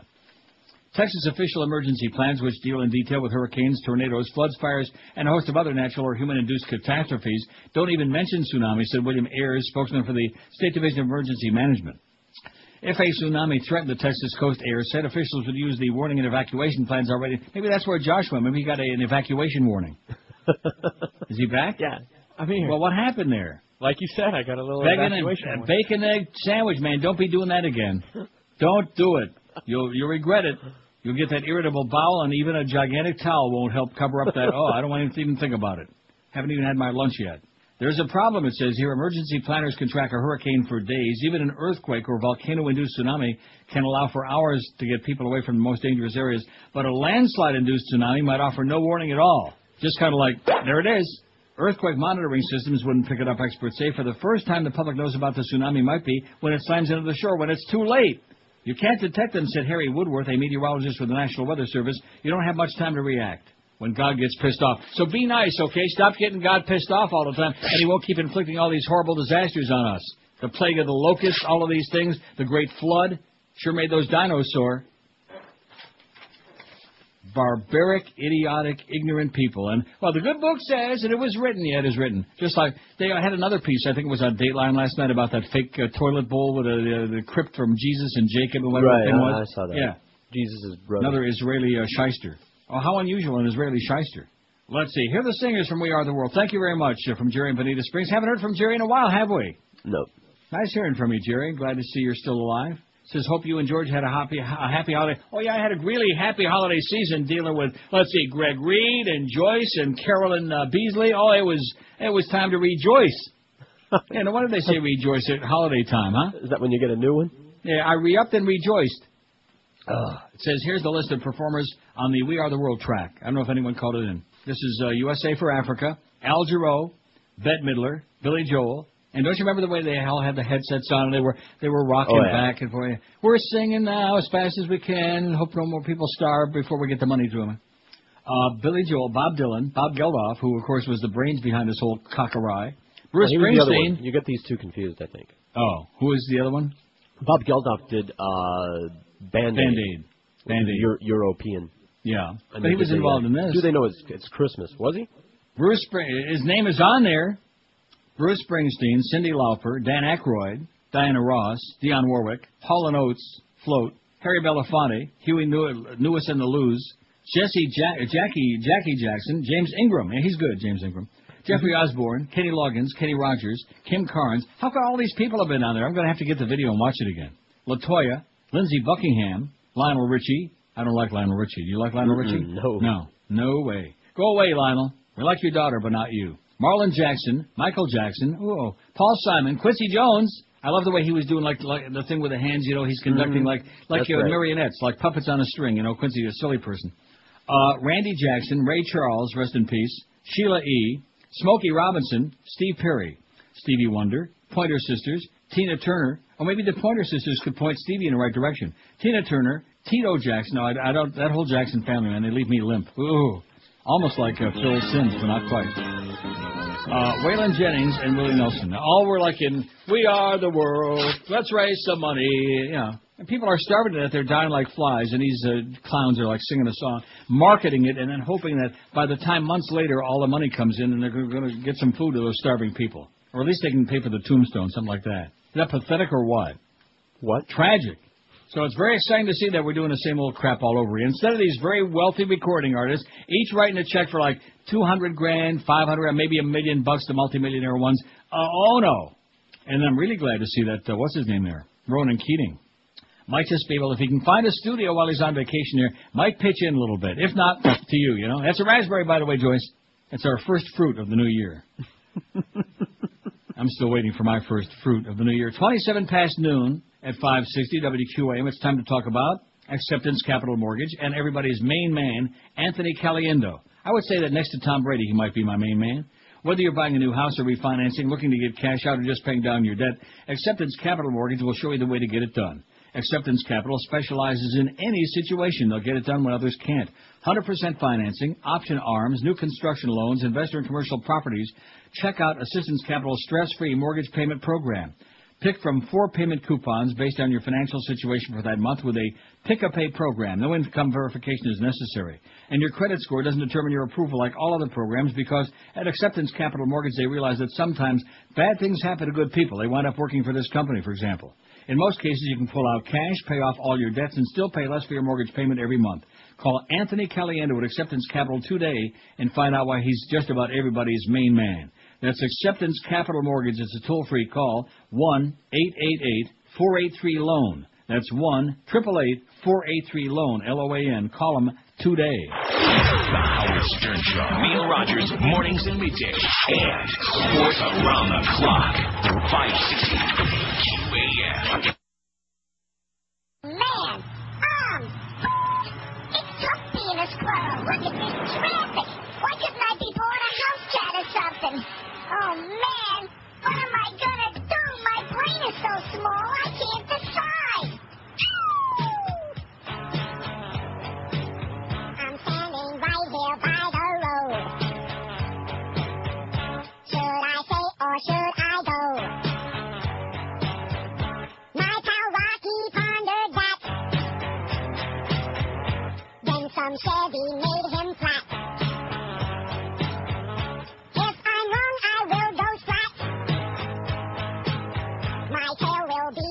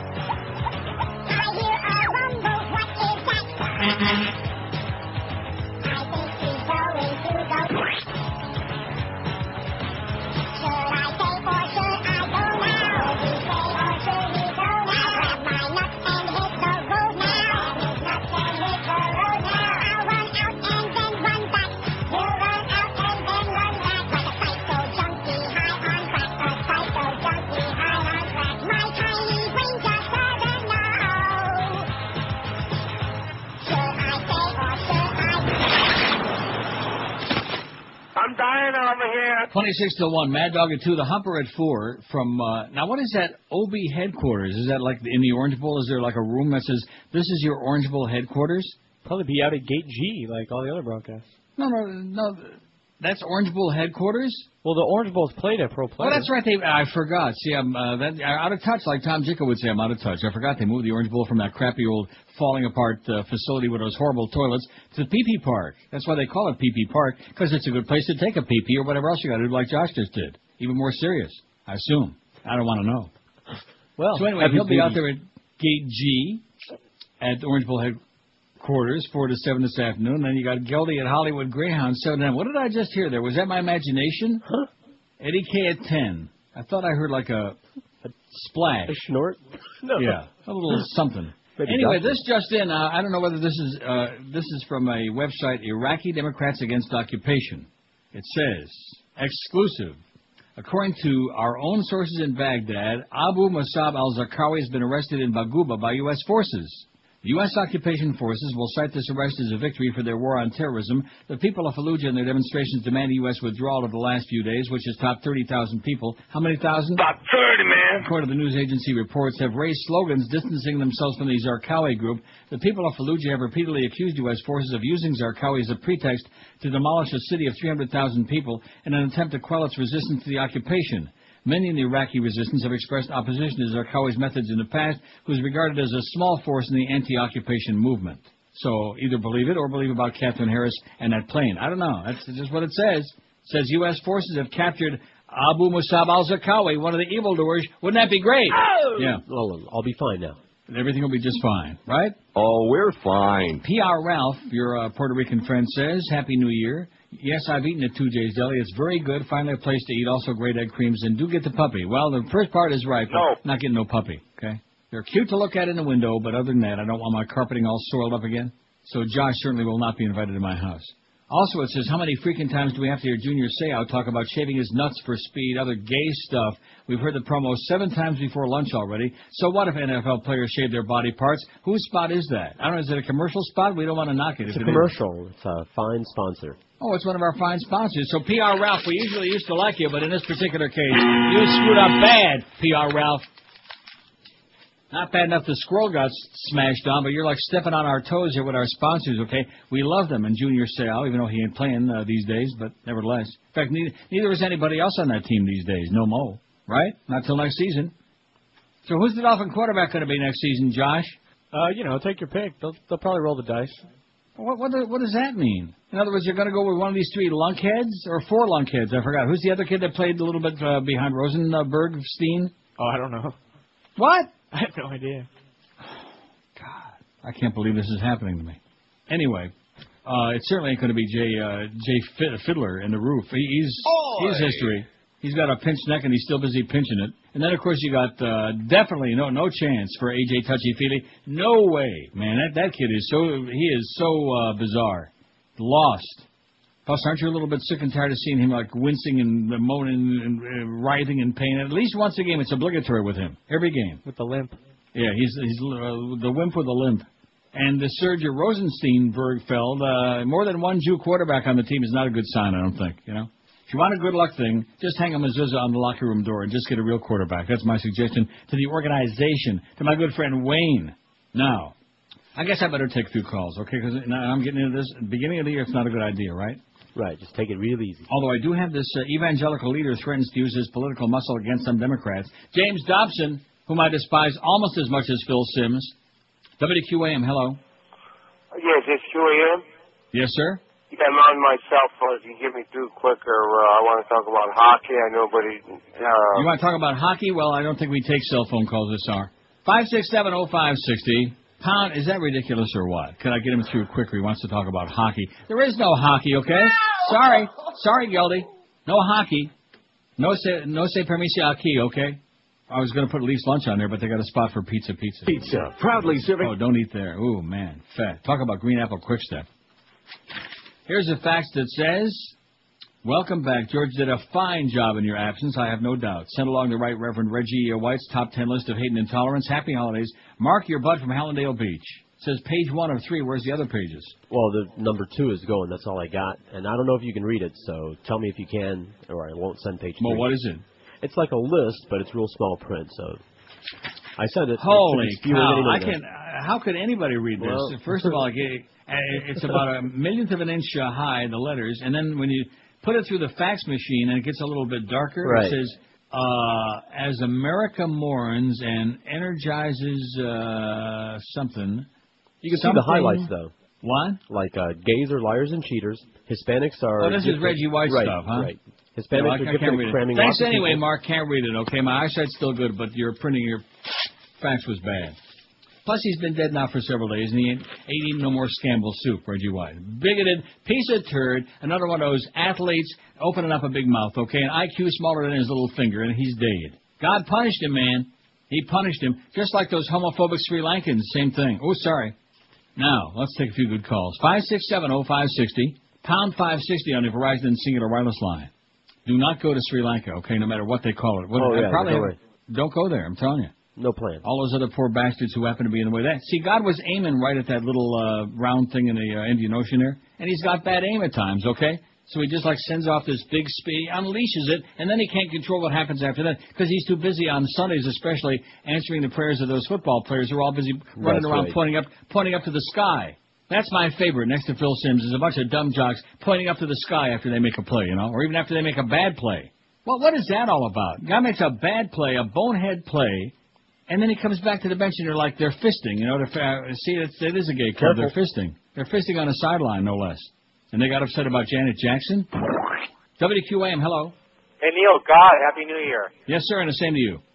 Real quick, 2 for the poll, if I could.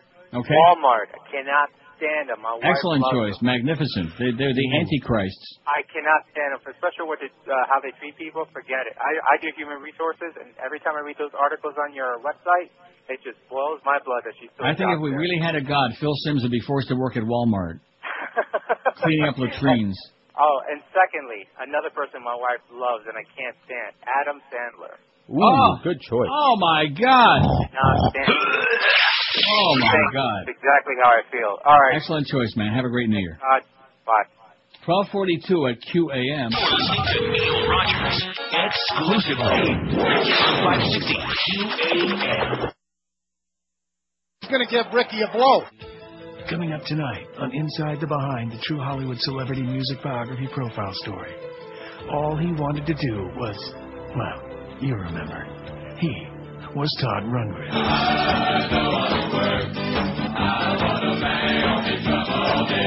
We keep Mr. Rundgren in this room here. Dr. Eugene Humiliator is the supervisor of the psychiatric wing. Hello, Mr. Rundgren, and how are we today?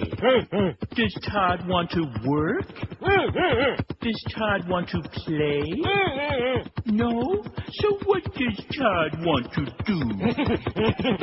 He wants to bang on the drum all day. Isn't that nice? Well, all right then, Mr. Rundgren. Goodbye now. Bye. Sick bastard. Todd Rundgren. If your career had been reduced to a song that gets played on some radio station, somewhere, every damn Friday to kick off the weekend, you'd be whacking it in a rubber room, too. It's a big, juicy, sopping wet look at show business. Tonight on Inside the Behind. See, every time I hear that song, I think of Rick Riley, Not Rick and Suds, because we love Suds, but I think of Rick Riley, who we used to like a little bit. I have no idea why. He was funny in his way, in his time. He was funny? Sure. He had the ability. When was that? When he wasn't talking about the stock market or auto racing. I must have missed that show, Rick. Oompa, oompa, oompa. Every time I hear that song, I think of Rick Riley. Well, you got that Alex Bennett dialogue that went on, so he had a funny comment. Yeah, that was kind of amusing, although that was... That wasn't for that was for real, Right. And Alex said, "If I had the ability to do, I'd take you out here right now and kick your damn teeth in." That was well done by me, wasn't it?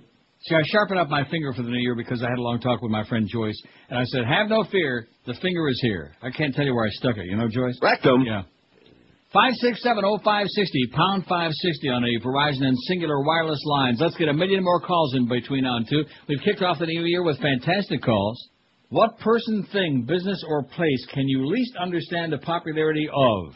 That would have been a better way to put it. But what difference does it make? We don't worry about grammar, spelling. This is not a show for intellectuals. It's a show for, like, morons like us.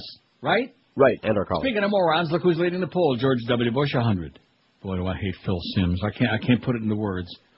Reality TV, 69. Dr. Phil, 41. Dave Barry, 29. NASCAR, 23. Oprah, 16. NBA, 12. McDonald's, a dozen. In fact, the worst thing I can imagine is like watching an NBA game eaten from McDonald's. Oh, even in HD. Michael Jackson, 8. See, I don't agree with that. See, they're confusing. Right. They're getting us confused with a poll of who do you hate the most, which we do that about 3 times a week. But I mean, he made some... right. Undeniably great music. Even back when they were little punks, right. Like that crap. Anyway, they just don't get it. Michael Jackson got 8. I mean, Jay Leno 8. Neil Simon 6. That was your choice. A little weak. Paris 5. We're not talking about Paris Hilton, although that would be good. Paris Hilton. Okay. Right? Just Good because point. she's a rich bitch. That's it. She's skanky and nasty, so she made a porn video. Who cares? Who gives a crap? Ron Jeremy made thousands of porn videos, and do we give a crap about him? No. Fat, hairy, grotesque. You're grotesque, Ron. You're disgusting, even if you are double-jointed. Sports Talk 3, Pro Wrestling 3. It is, when you stop and think about it, how can somebody that fat be double-jointed, really? You know? He wasn't fat when he was able to do that trick. Yeah, he was. Not fat like he is now. I mean, he perked up like a balloon, like somebody stuck a bicycle pump up his ass. Paris 5, that's the city, not Paris Hilton, but we'll put him on there, put it on there right away, won't we, Josh? Oh, she's on there already. Sports Talk 3, Pro Wrestling 3, Country Music 3. How come Country Music ain't doing better? Maybe we have a lot of people out there who love their country music. They like that Slim Whitman, Tammy Wynette. Who's some of the other ones? Oh, geez, how much time you got? Merle Haggard. I like Marty Robbins. I like the white sport coat and the pink carnation. Just because he was Canadian. How about Jim Reeves? Who? He's dead. David Letterman 3. Quentin Tarantino's got a pair, and they're both covered with mayonnaise. Rascal House 1, and none yet for Adam Sandler, Walmart or South Carolina. Better get with it. 349 votes. I'm not too impressed by that. It's going to take us a couple of days to get out of this holiday funk. Don't you think so? Smells funky. Yeah. No, seriously. It's going to take us a couple of days, which is why we still had the slop over at the beginning of the show from Friday. It must have been like instant replay time. Yeah, that was WQAM. Hello. Nelson. I beg your pardon? What can I do for you, sir? Sir, you were talking about Phil Simms. Yes. What aggravates you about him? Well, what does that mean? He never shuts up and he's got an annoying twang, okay? Come on, Nelson. Get out of here, you jackass. WQAM, hello. Hey, how are you? Okay. How come J-Ho isn't on there? J-Lo? Big ass. Good point. Big ass, man. Big ass. A lot of guys like big ass. A lot of them Cuban guys like big ass. Okay, we'll put her on her just to make you happy, right? We understand Very good that. point, in spite of her big ass. Right.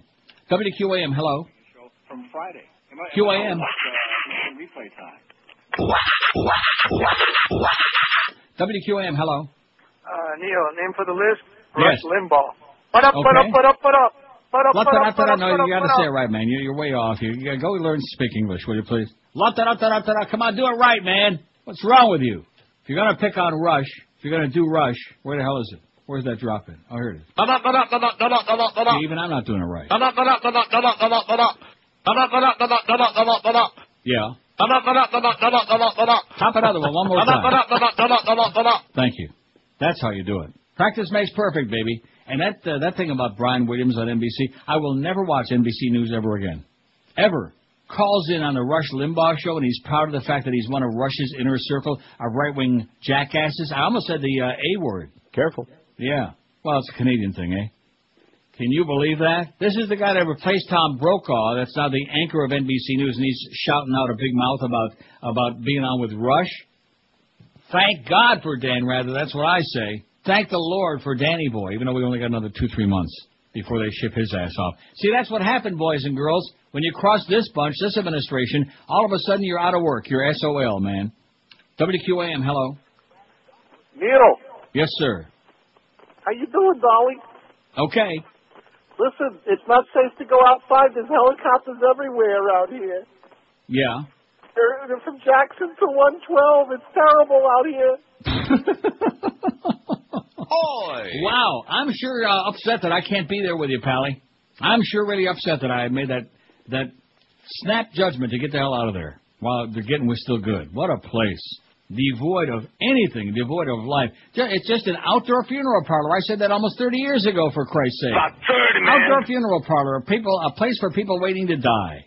And anybody under the age of 100, believe you me, they'll go out of their way to make sure you don't have a good time. They'll do whatever it takes to make sure they can ruin your day, your week, your month, your life.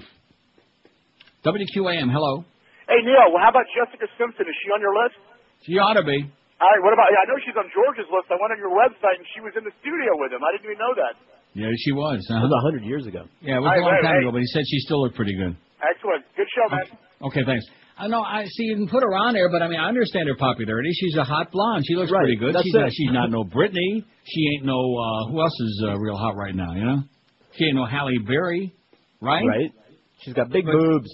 She's got big boobs. She's a blonde. She's on TV all the time. She's got videos. She's there with Nick the Stud. You know, she's. Well, I can understand that, but we'll put it on there to make you happy. Well, the question is not who. We've done that before. Who has the least talent? The question is, who can you least understand why they are popular? Like Oprah, for example. I mean, if she did a good show, if she was really entertaining, if she was amusing, I don't get it. There's nothing there, and she's worth $1 billion frickin' dollars, okay? I couldn't be entertained by her show if she sent me a couple million in small bills, but might give it a shot, honey. I might put up with you for about a half an hour with your crap, with those pastel backgrounds for all those shut-in housewives. Goes to show you there must be a lot of them all around the country, man. Not just trailer trash. Shut-ins. Billions Fat and shut-ins. billions. God. WQAM, hello. Hey, Neil. Yes, sir. How about Richard Simmons? That old fag. That's a good one when you stop that faggot, Richard Simmons, right? There you go. Thanks, Neil. Thanks. Yay. Did he say faggot? That's what I thought he said. Yeah. I wonder what LaToya thinks of Richard Simmons. That damn faggot. I can't stand him. That's always good, man, that one. That drop is always good. Now, isn't it interesting how she was saying that before? Right. And then all of a sudden, when the latest charges came in, the rest of the family must be running low on cash, you know? Because now they're all on Michael's bandwagon. Now they've all come to his aid and to his side. The same people that were talking about, oh, yeah, he was doing little boys, and he was doing this and doing that, and he's a pervert, and et cetera, and so on. And now all of a sudden that the cash cow is in great jeopardy, and especially since that last album he made, how many copies did it sell? About 30, man. So times are getting a little bit tense and tough for them, which is it goes to show you maybe there is a God. Neil, God. After all. 567-0, just like Reggie White. How old was he, like 43, Josh? 43. Yeah, 43. 43, and he's dead. And you want to know why? Because God don't like bigoted jocks. Just keep that in mind, okay, Jim Bunning? Just keep that in mind. I think you could be next, Jim Bunning. You might not wake up tomorrow morning, okay? You jackass up there in Kentucky with a banjo on your ass. You idiot. Why is it that Steve Largent, there's another one, born-again Christian. Why is it that all of these athletes who go into politics, with very few exceptions, have to be right-wing, born-again, bigoted, homophobic, hate-mongering, anti-Semite, miserable bastards? What is that all about? Is it like written in the NFL code or something, especially football, but also baseball? Is it written down somewhere? I think it is.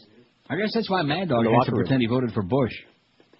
I don't believe it, Mad Dog, but you go ahead and you do whatever you want. All right. You're the man. He'll be on it, too, by the way, after an extended... I can't believe he's working like 4 solid days. Did they ever bring in a schedule for Friday yet? No, I'll have to go copy it. You know, Clarence, it's nice to have you back and all of that. I guess we ought to say that. And not that we notice much of any difference, but it's nice to have you back from your extended vacation. But it would be nice if we're going to get a schedule. Let's have it for the whole week. I know we're penciling a lot of crap in here these days, like for the last 2.5 years, since our leader lost his way. Yeah, he must have been hanging out with that broad that was sitting with the Kurds in way, you know? Little Miss Muffet. Yeah, he must have been hanging out with that bitch. Because he lost, I don't know about the Kurds, but he sure as hell lost his way. 12:57 at 560. In addition to which, if Greg is in the building, have you seen him? Has he been around? No. I haven't seen him. Yeah, and Joyce wanted me to mention that to you, too, by the way, Greg. And Carolyn Beasley.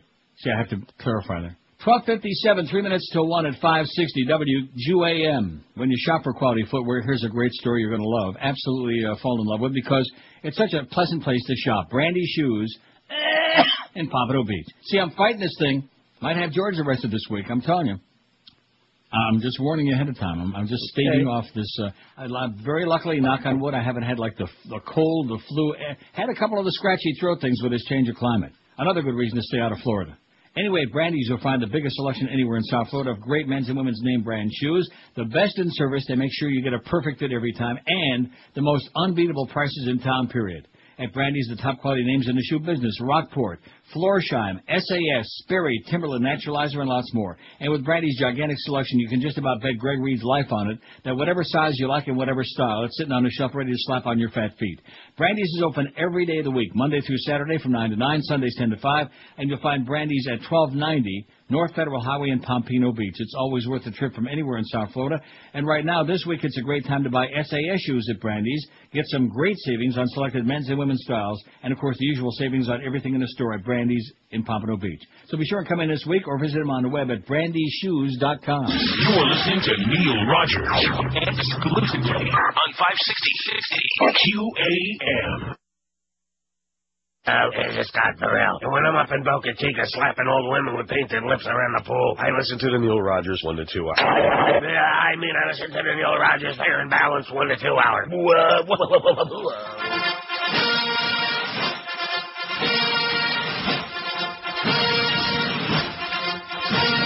Now, the former president of the United States, William Jefferson Clinton, presents predictions for 2005. My fellow Americans, I am somewhat of a swami, like Chris Berman from ESPN, and I have looked into my balls. Crystal, that is. Here's what I see happening in the new year. Dick Cheney will win the gold medal at the Heart Attack Olympics for shot put. Monica Lewinsky will open a McDonald's, gain 25 pounds, and then quit to take a part in the movie Charlie and the Chocolate Factory, where she will play Augustus, the fat kid who gets stuck in the chocolate pipe. Serena Williams will have to give back all of her trophies after she admits she has more than 2 balls up her skirt at any given time. And former New York City Mayor Rudolph Giuliani will never, ever, ever give anyone a job recommendation again. Happy New Year! All right. 102 at 560. He's looking a little bit haggard, Bubba. I saw him this morning. He was on there with Bushes 1 and 2, Bush 41, Bush 42. Now that they're sending Bush 1 and Clinton over there to, spearhead this whole relief aid thing. He looked a little haggard. You didn't think? I didn't see him. You didn't see him. Well, it's probably just as well. TV News avoids graphic tsunami images. Editors at the New York Times and L.A. Times showed similar judgment one day last week in running large front-page pictures of tsunami victims. Faces of dead babies in makeshift morgues were clearly visible. They were the type of images you were hard-pressed to see during hours of TV coverage. In a cataclysm notable for its staggering loss of life, U.S. television news was reluctant to convey the fact graphically. See, on TV, nobody ever really dies. It's only make-believe, like right. Conway Twitty would say. Like those soldiers in those caskets that we don't want to see. It's only like just for pretend. It's like on Cannon, Nobody ever really gets shot.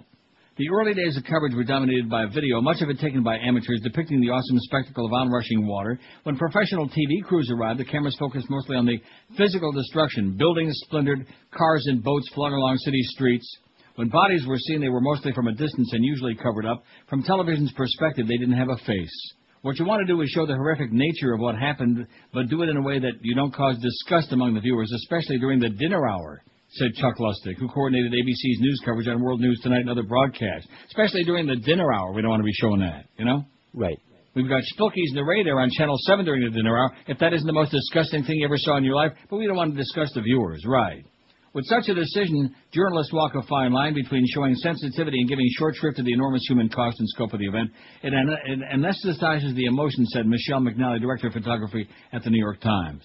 McNally was torn between 2 pictures she wanted to offer the front page last Tuesday. Both were from the same hospital in India. One showed more bodies, but faces were not visible. The other showed fewer bodies, but the children's features were evident, and their mother was clutching her head in agony for her loss. McNally knew from the gasps of other editors the second picture told a more dramatic story. And it goes on and on about this one said this. TV just shows you. That's why that whole concept, that was a good choice. That guy called it about reality TV. Mm-hmm. It's caca, man. Caca. Reality TV, my fat ass. There's nothing you see on TV that's real. Nothing. Zero. Zippity-doo-dah. Except maybe a spot for the ionizer. The Quadro. What is that? The ionic breeze. That's it. Yeah, I got it. Okay. I got it. It's percolating right in the other room, man. And, boy, when you clean that thing off every 10 days or 2 weeks, wow. When you wipe that baby off, and the ionizer, too. And you realize all the schmutz and the crap from the air, it really works. I know that you're a real skeptic, but it's pretty good stuff. And it does emit a little tiny smell of ozone in the air. Uh-oh. Just a little teeny tiny. No. You're going to die up there. No, get out of here. You're a crazy person. Yeah, I am going to die. You're right. It's going around. Look at what happened to Reggie White. Let's just hope that Phil Simms is next. That jackass that gives me a... Oh, what do you don't like about him? Didn't I make it clear? He makes me want to scream, okay? He just never shuts up. And he adds absolutely nothing. He just feels compelled. He's got to be getting paid by the word. Got to be getting paid by the letter, by the syllable. 5670560, pound 560 on a Verizon and Singular wireless line. Of course, a lot of these people out there, especially listeners on this station, they think they know something about sports. They especially think they know football. They wouldn't know a football if somebody shoved one up their ass. That's the nature of sports fans in South Florida. That's why it's so hard to be a South Florida sports, a real fan of any of the teams, because it's not the team so much, although the organizations generally suck, but the fans, man, wow. Like when I went to that first Marlin game, and these people listening to the conversation in the stands, they don't even know the most rudimentary rules of baseball. We're not talking about squash. We're not talking about cricket. We're not even talking about hockey, which is foreign to people in South Florida who are from all those banana boat countries. We're talking about football, man. Football. Give me the ball. Give me the ball. Football. Baseball. Whatever we're talking about. What was it? Baseball. See, let me get too worked up on the first day of the year. It's your fault.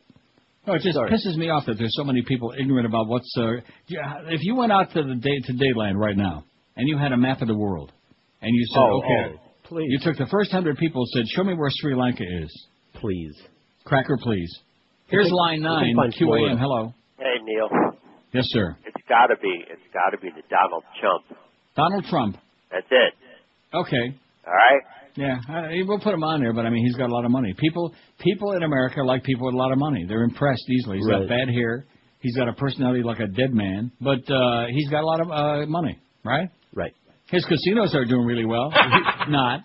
Hey, he's a good one. And, of course, now, because he's on television, he's all over the place. Another so-called reality show. Yeah, that's real. That's very real. You're fired-ed. Right, Mo? WQAM, hello. Hello, Neil. WQAM, hello. Neil, what's going on? Yes, sir. I would have to say fake boobs, man. It's getting disturbing. Yeah. It's just, I don't know. It's not even attractive anymore. Yeah. Well, even Pam Anderson, yeah. Yeah, too big. Okay, thanks. Yeah. Fake boobs. Although some people look pretty good with fake boobs. That's right. But when they're real obvious fake boobs that are just so like cow-like, you know. Depends on the job. The job they did. The surgeon, how crazy. I know what you're saying. I wasn't quite sure what kind of job you were talking about. We're looking at a pretty good job on TV right now. WQAM, hello. Hey, Neil, that guy that was asking you about Phil Simms, he sounded like a New York fan to me. Yeah. Well, guess what? Phil Simms sucked as a quarterback, and he sucks even worse as a color commentator, okay? He blows. Yeah, he needs to go to Sri Lanka, and Phil Simms needs to go with him. Okay, thanks. We'll buy him a ticket. 5670560, pound 560 on the Verizon and Singular wireless lines. WQAM, hello. Hi, Neil. Yes, sir. I'm calling you from Toronto, listening on the internet up here. Well, I'll be damned. How's it going, eh? That's going, eh, yeah. I just got a couple of quick questions for you. When you go to commercial, why does the internet feed go dead? Oh, that's a long story. It's just we have to do that because there's been a strike that's been going on for about 5 years. The actors in Hollywood out in California that do the commercials. So just to make sure we don't get any of their voices on some of these commercials, we can't carry the commercial breaks online. And, hey, with no hockey in that, what made you decide to venture north again this year? Hey, listen, if you were in South Florida for a week, you'd understand. I always got Woodbine to go and plunge my brains out, man. That's true. And listen, if you're looking for a decent pizza on a chain basis up here, you should try Pizza Nova. No, yeah, well, I'll have to check and see where they are because Pizza, as you know, is on every street corner. Oh yeah, that stuff is that stuff is bad. And in addition to which, it sits out there for like hours and hours. It's almost like being in Amsterdam where the stuff is sitting there getting botulized for like months. Anyways, good to hear you. Take it easy, eh? Happy New Year. You too. See you around. There's a good Toronto man listening somewhere, probably right outside the window here, spying. 5670560, pound 560 on a Verizon singular wireless lines. How's that poll coming? I bet your Bush is winning without even looking. Right. Without even taking a peek. What person, thing, business, or place can you least understand the popularity of? George W. Bush, 124. If you want to understand his popularity, let me give you a little hint, okay? Just go like that, okay? Just for like about 30 seconds, and then you'll understand. Or even better yet, take a look at the map of the U.S., eh? Take a look at those red states. Take a look at all them Yahoo states. And when you look at the election results, you can do that online. You see the red and the blue states divided up, and you see the massive amount of these redneck states. Then you'll understand why it's so popular. Likes attract. Don't ever forget that, okay? Speaking of the ionic breeze between your knees, likes attract. So dumb people don't want no Yale scholar there who actually got a real diploma. They want some draft dodging moron who never worked an honest day in his life, who failed at every venture he ever tried, even though they stuck a silver spoon up his ass. George W. Bush, 124. Reality TV, 80. Dr. Phil, 53. This audience despises Dr. Phil, and rightfully so. NASCAR, 32. Dave Barry's got... About 30, man. Oprah, 21. McDonald's, 14. I think this crowd likes McDonald's. Although maybe, again, it's that same thing. We may not like it all that much, but we understand why it's popular because it's fast, it's cheap, and it's consistent, predictable, right? And the fries are good. You don't like fries? No, I do not. In addition to which, they will kill you. Yeah, they will. But if you like fries, theirs are the best. If I want to eat something that's going to kill me, I'll go to the supermarket, I'll go to Dominion, and I'll get me a half-gallon of Nestle's Turtle ice cream right now. In fact, the new Nestle's Turtle, which I didn't buy any, but I saw it in the market the other day, it's got like little pieces of turtle in it now, which they never had before. Ooh, that sounds good for lunch. Half a gallon. And if you don't if you don't think I could eat a half a gallon of ice cream, I'm not going to dare you. I've done it. Not recently. That's why I'm still alive. NBA 13, Michael Jackson and Jay Leno 9 apiece. Same person. Only the chin has been changed and the nose. Pro Wrestling 6, Paris 6. That's Paris, France. Neil Simon 6, Sports Talk 5. Oh yeah. Country Music 5. Paris Hilton 4. Quentin Tarantino 4, with or without the mayo. David Letterman 4. Adam Sandler 3. Just obnoxious.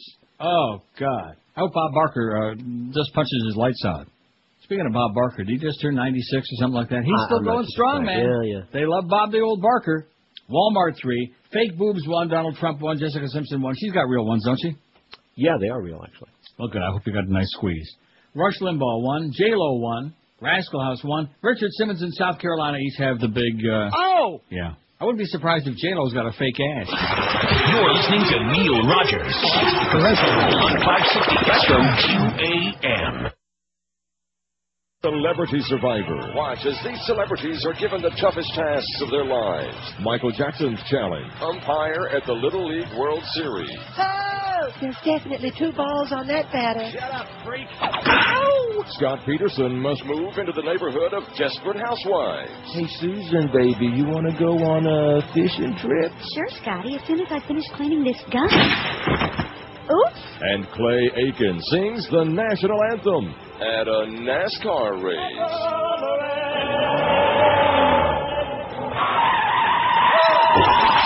The new reality show everyone will be talking about, Celebrity Survivor, on CBS. So what do you think? Is Clay Aiken or not? Maybe Clay's faking. Speaking of reality shows, what a loser. 116 at 560. I see I'm starting to get that scratch back. Not a good sign for tomorrow or Wednesday. Probably Thursday or Friday either. U.S. said to maul lifetime terror suspect detentions. This is so typical of the kind of fascism that we have in Washington, D.C. right now. The Bush administration is preparing plans for possible lifetime detention of suspected terrorists, including hundreds whom the government does not have enough evidence to charge in courts, the Washington Post reported yesterday. In other words, if we suspect that you're a terrorist, we'll just throw you in there and lock the door and throw away the key. Citing intelligence, defense, and diplomatic officials, the newspaper said the Pentagon and the CIA had asked for the White House to decide on a more permanent approach for those who would not set free or turn over to courts at home or abroad. As part of the solution, the Defense Department, which holds 500 prisoners at Gitmo, plans to ask the Congress for $25 million to build a 200-bed prison to hold detainees who are unlikely to ever go through a military tribunal for lack of evidence, defense officials told the newspaper. The new prison, dubbed Camp 6, would allow inmates more comfort and freedom than they have now. It would be designed for prisoners the government believes have no more intelligence to share, the Post said. It would be modeled on a U.S. prison and would allow socializing among the inmates, the paper said. Isn't that pleasant? Aw, we're all hurt. Since global war on terror is a long-term effort, it makes sense for us to be looking at solutions for long-term problems. Brian Whitman, Pentagon spokesman, was quoted as saying, "This has been evolutionary, but we're at a point in time where we have to say, how do you deal with them in the long term? Them, the suspected terrorists. Guys, we don't like the way they look. We don't like their last name." The Post said the outcome of a review underway would also affect those expected to be captured in the course of future counterterrorism operations. One proposal would be to transfer large numbers of Afghan, Saudi, and Yemeni detainees from the U.S. military's Gitmo, Cuba detention center into the new U.S.-built prisons in their home countries, it said, kind of like Abu Ghraib, like that. The prisons would be operated by those countries, but the State Department, where this idea originated, would ask them to abide by recognized human rights standards Abu Ghraib, and would monitor compliance. All right. In other words, we want them to be just as civilized as we've been. Wouldn't that be good? Right. Speaking of uncivilized, speaking of unacceptable, James C. Dobson, the nation's most influential evangelical leader, I think he's the Antichrist. I'm convinced of it. I'm positive. I bet you Gray's life on it. And I'll throw in Matty Bell, too. And Fat Boy. How's that? Three for the price of none. A bargain. James C. Dobson is threatening to put 6 potentially vulnerable Democratic senators in the bullseye if they block conservative appointments to the Supreme Court. In a letter his aides say is being sent to more than 1 million of his supporters, Dr. Dobson, the child psychologist and founder of the evangelical organization Focus on the Family, that's hocus pocus, phony focus on the family, promises a battle of enormous proportions from sea to shining sea if President Bush fails to appoint strict constructionist jurists or if Democrats filibuster to block conservative nominees. Dr. Dobson recalled the conservative efforts that helped the November defeat of Senator Tom Daschle of South Dakota, the Senate minority leader who led Democrats in using the filibuster to block 10 of Mr. Bush's right-wing judicial appointees, Nazis. Let his colleagues beware, Dr. Dobson warned, especially those representing the red states. Many of them will be in the bullseye next time they seek re-election.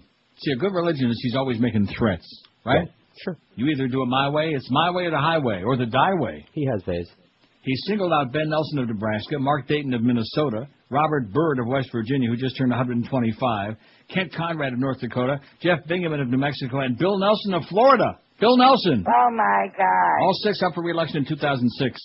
James Manley, a spokesman for Senator Harry Reid of Nevada, the new Democratic leader, and a very close personal friend of the Bush family, by the way, a real sellout, said Democrats had allowed 2004 judicial appointments to move forward in Mr. Bush's first term. James Dobson needs to take a moment to focus on the facts, Mr. Manley said. He called Dr. Dobson a front for the White House. Ralph Neese, president of the liberal group People for the American Way, which has often opposed conservative court nominees, said Mr. Dobson's arrogance knows no limits. He added, this is the kind of tactic that ultimately backfires. These senators have served their constituents well and have courageously voted their conscience. I don't think they'll take kindly the threats from Mr. Dobson. I don't think the voters will either. Too many Farbissina Goyim, baby. That's the problem in America, man. It's getting out of control. Too many out-of-control Goyim.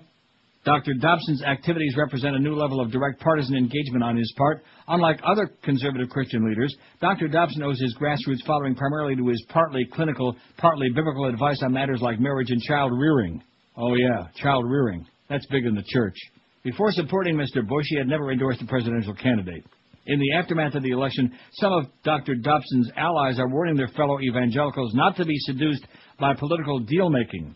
In an open letter to the Christian Church last month, Charles W. Colson, the born-again Nixon aide, and another influential Christian conservative and wacko, warned against listing demands on the president and other elected officials. To think that way demeans the Christian movement, Mr. Colson wrote with his associate Mark Early. We're not anybody's special interest group, the jailbird said. And it goes on about Dr. Dobson said this, and Dr. Dobson said that, and you know what? Screw him. Screw you, Dr. Dobson. To hell with you. Coxachois, etc. Right? Translate for him, right, please. What a joke. And this is what America's turning to while the rest of America is sleeping, man. While they're asleep at the switch. That's the problem. While they're busy watching Phil Simms talking 50,000 words a minute on NFL telecast, the Rome is burning. And by the way, Tacitus was full of crap. Nero did not burn the city down. I watched that again. It was pretty interesting. Cool. Yeah. Well, it's in HD, you know. Right. No, seriously, when you got an HD set, anything that comes on, even if you've seen it before, you watch it again because it's just breathtaking. Like that Rose Bowl game. Man, that was a great game. Too bad George didn't see it. Yeah, it's a shame. I bet you Mad Dog ain't going to be too excited about that. Not only did he have his Dolphin 4-12 season, but then in a thrilling, unbelievable game right there on HD, right in front of my eyes, Texas on a last-second field goal beats the Wolverines, beats Michigan, and I think that's the first time in my life I ever rooted for Texas to beat anybody. Wouldn't you agree, Josh? Why would you root for Texas? Because I hate Michigan. I went to Michigan State for a couple of minutes. Yeah. I'm a Spartan, not a Wolverine, all right? We had the good weed in East Lansing, wherever the hell it was. No, actually, they have better weed in Ann Arbor. That's the rumor. Mad Dog will talk about it. 5670560, pound 560 on a Verizon Singular wireless lines. This line 9's been pretty active today. What's that all about? I don't know. Get it. WQAM, hello. QAM, not there. What a shame. That was going to be a really good call, too. I could smell it. WQAM, hello. Happy New Year, Uncle Neil. A lady! Oh, my God. It's me. We haven't even been on a whole day yet, and we got a lady. It's me. It's you. It's me. The one thing that I find totally baffling that... And what is that? That is still popular in modern times is organized religion. I don't understand. You know something? That's the best choice of the whole day. I don't get it. I have never gotten it. I never will get it. And a lot of people, I guess, will never get it either.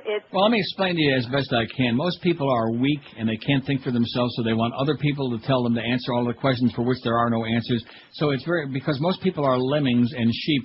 They always look for some goofball to follow, and somebody comes up with some line of crap, and then, oh yeah, that's a good idea. Okay, whatever, I'll join your club. I know, but it seems like a lot of Europe has gotten smart and wise. I understand that religion. And Canada, yes, man. The God Squad is very, very minimal here. Right, on the decline in those countries, and I just don't understand the grip that it has on this country. It does baffle me and puzzle me, so that's my vote. And another thing, if I may digress a second, is I don't know if anyone mentioned it, but I was watching the Dolphin game yesterday because I am a Dolphin fan. Oh my God! Yeah. I was born and raised here, and that's all I've got for football, and that's all I will ever have. And I like to be loyal. I'm not a bandwagon jumper. It's my team. Love them or leave them. Even if they suck, that's right. That's true. Even if they suck, and there's always hope for the future. Anyway, I was watching on TV, and the broadcast team, was probably the 9th string or whatever, bottom of the barrel, and I didn't like them, so I decided to turn on Mandich. And I'm listening, and the play-by-play from the radio was at least, and I'm not kidding, 20 seconds behind the action. They were literally lining up for another play while Mandich and Howard were calling we're calling the next play. That's embarrassing. It was of course I couldn't. So in other words, that answers the question I was asking a couple of weeks ago. I asked Josh whether I guess our delay is on all the time. So because of the paranoia between Ferrell and the Stern Show now, we're on about an 85-second delay all the time. It was an enormous delay. I mean, it makes it unwatchable. Sometimes you actually... That's not a really smart deal to be doing that during the Dolphin games. They ought to find a way to cut that off because there are many people who want to hear the radio, and especially, like you said, there were so many terrible announcing teams on so many games yesterday. It was annoying. Right, and so, wanting to do that, I was unable to. So, wonderful QAM, get your act together for next season because people actually like to... Well, that answers the question we've been, because they won't tell us, they lie to us a lot. I am telling you the honest truth. I'm sure someone else will back me up on that one. Okay, thanks a lot, sweetheart. Have a great New Year. Bye-bye. Bye. I forget which game, which bowl game, maybe Josh knows, Brent Mausberger was doing, which, by the way, Brent loves this show, and it's not personal, Brent, it's only business. But there was a play in that game to show you how bad so many of these telecasts were. I forget which game it was. It wasn't the Rose Bowl. He wasn't doing that. But there was a pass that was ruled complete, and the replay showed very clearly the ball bounced off the ground into the hand of the receiver, and they were so busy talking about extraneous crap, they never even questioned it. And then they showed the replay, and they're still not looking at it, and they still had nothing to say about it. I mean, there's some really crap telecasting. There are a lot of good games, but, boy, there's some really crappy telecasting going on by your networks, okay, including Fox. They don't want to show us the down in the yards to go on. Well, what was that all about yesterday, huh? Rupert couldn't afford the graphic up there on top of the screen, you jackass? Man. 27 I see in Georgia, of course, thinks, what is wrong with this man? Why does he care about such things? People are dying by the thousands over there in that awful tsunami. No, I don't care about that either. We got Nazis in the White House. We got people being put away in prison for the rest of their lives without even being convicted of anything. And this idiot, this fat-ass faggot, is worried about some stupid-ass ball games on there. See, I've been working on this station too long. No, that isn't it. I was a big... listen, I've been watching football before you were born, mister, okay? I have no doubt. You were on the radio before I was born. Dyed-in-the-wool Cleveland Browns fan all my life. Jim Brown, Bobby Mitchell, Milt Plum. How come we never had a real quarterback after Otto Graham, huh? Bill Nelson. Not the senator, by the way. Frank Ryan. Josh knows all these names, doesn't he? No. No. Well, you know Jimmy Brown. I do. There you go. There's one. Good wife-beating acting guy. 28 after 1 at 560 WQM. Howard David's a bitch. Good morning, Americans. It's Paul Harvey. Stand by for news. An elderly woman sitting on her front porch rocking away the last days of her long life suddenly saw a fairy godmother appear before her. The godmother informed her she would be granting 3 wishes. Well, now, said the woman, I guess I would like to be really rich. And poof, with a wave of the magic wand, her rocking chair turned to solid gold. And gee, said the woman, I guess I wouldn't mind being a young, beautiful princess. Poof, again, the magic wand whirled, and the elderly woman turned into a beautiful, young lady. Your 3rd wish, said the fairy godmother. Well, just then the old woman's cat wandered across the porch in front of her. Oh, and you can change him into a handsome prince, she said. Poof, there before her stood a young man, more handsome than anyone could possibly imagine. The woman stared at him, smitten, with a smile that made her wee-sneak. He sauntered across the porch and whispered in her ear that you're sorry you had me neutered, Paul Harvey. Good day. 27 till 2 at 560. That one's actually kind of cute. Well, it's cute. Yeah. Not slap your knee and fall down on the ground hysterical, but it's cute. Cutesy, yeah. That's all we can do anymore. We can't really be too funny because the FCC and Joyce get very uptight about that. But cutesy is okay. Well, kind of like quaint. not like that. No, more like that, right? Yeah, or... Yeah, exactly. Just a little tiny one of those. Beverage maker Snapple, speaking of bad jokes, has apologized for a joke about Staten Island on its website, but the company's mea culpa didn't stop a lawmaker from the borough from holding his own miniature version of the Boston Tea Party this past Wednesday. I love Snapple, by the way, don't you? It's fine. You don't like it? I like it fine. Well, no, when you say it's fine, I know you. That's not a really very good endorsement. It's good. It's fine. Nothing wrong with it. If I hated it, I would say so. But nothing wrong with it doesn't mean you like it. I don't see it that much anymore. No, we are crazy. It's all over the place here, eh? The only problem is that I think that there ought to be a law, since there's so many of us who are fat all over the world now, that whatever product they have in like regular with sugar, they also must carry it in diet. Right, that's my big problem with it. Boy, does that piss me off, man. You go in like I was in my supermarket yesterday, which is a big, beautiful new store. I mean, just makes Publix looks like a dump. It's just incredible. And like the shelves are loaded with all this regular soda. I had to like really search to find any caffeine-free diet soda. What kind of communist bunch of crap is that? We're fat, man. We don't want your Azucar. Leave it to Celia Cruz with that Azucar crap, okay? We're drowning in a sea of insulin. Anyway, the tempest in the iced tea bottle was sparked by the Real Facts game on a company's website, Snapple.com, which asked, what is the most recognized smell in the world? The answer, no, it's not Staten Island, it's coffee. That's cute. No, they could have said, no, it's not New Jersey, it's not Newark, see? Mm-hmm. Because Newark stinks. Trenton stinks. In fact, Jersey basically stinks. City Councilman James Otto, or is that Otto, said Wednesday that people who don't live on Staten Island continue to define us by the Fresh Kills landfill, despite the fact that Rudy Giuliani closed it, and we've moved on past that. The landfill, which closed 3 years ago, is like a monster we can't kill, Otto said by telephone. Otto, whatever his name is. The 3,000-acre, 20-story high Fresh Kills landfill held the city's garbage for 53 years, handling more than 2 billion tons of trash before being closed in March 2001. It reopened briefly after the 9/11 terrorist attack as a sorting place for debris from the World Trade Center. Snapple Beverage Group, which contracts with the city to provide drinks in public buildings, pulled the joke from its website and said in a statement it would never purposely offend the residents of this great city. It came off immediately as soon as we learned about it, spokeswoman Lauren Radcliffe said. Otto said he had spoken to Snapple's president, Jack Velcito, who sounded like a really genuine guy, he said, but isn't too anxious to come to Staten Island, I'm sure, or Jersey. Otto said he had tempered his remarks after his conversation with Velcito. Still, he said, he and Diane Savino, who was elected to the state senate in November, had gone ahead with their own tea party, each pouring a bottle of Snapple into a catch basin outside Otto's district office. Otto also said 16 cans of rival Arizona beverage company iced tea had been delivered to his office on Wednesday. Well, that's quite a protest, isn't it?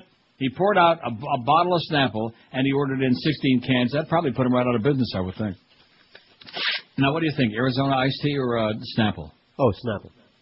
Not so sure about that. Arizona iced tea is making some pretty good... In fact, they got some pretty good diet stuff now, too. Right. It's good. We get it around here. They're both good. And they're not carbonated. See, that's one of the things that's killing us. That's why we have so much gas.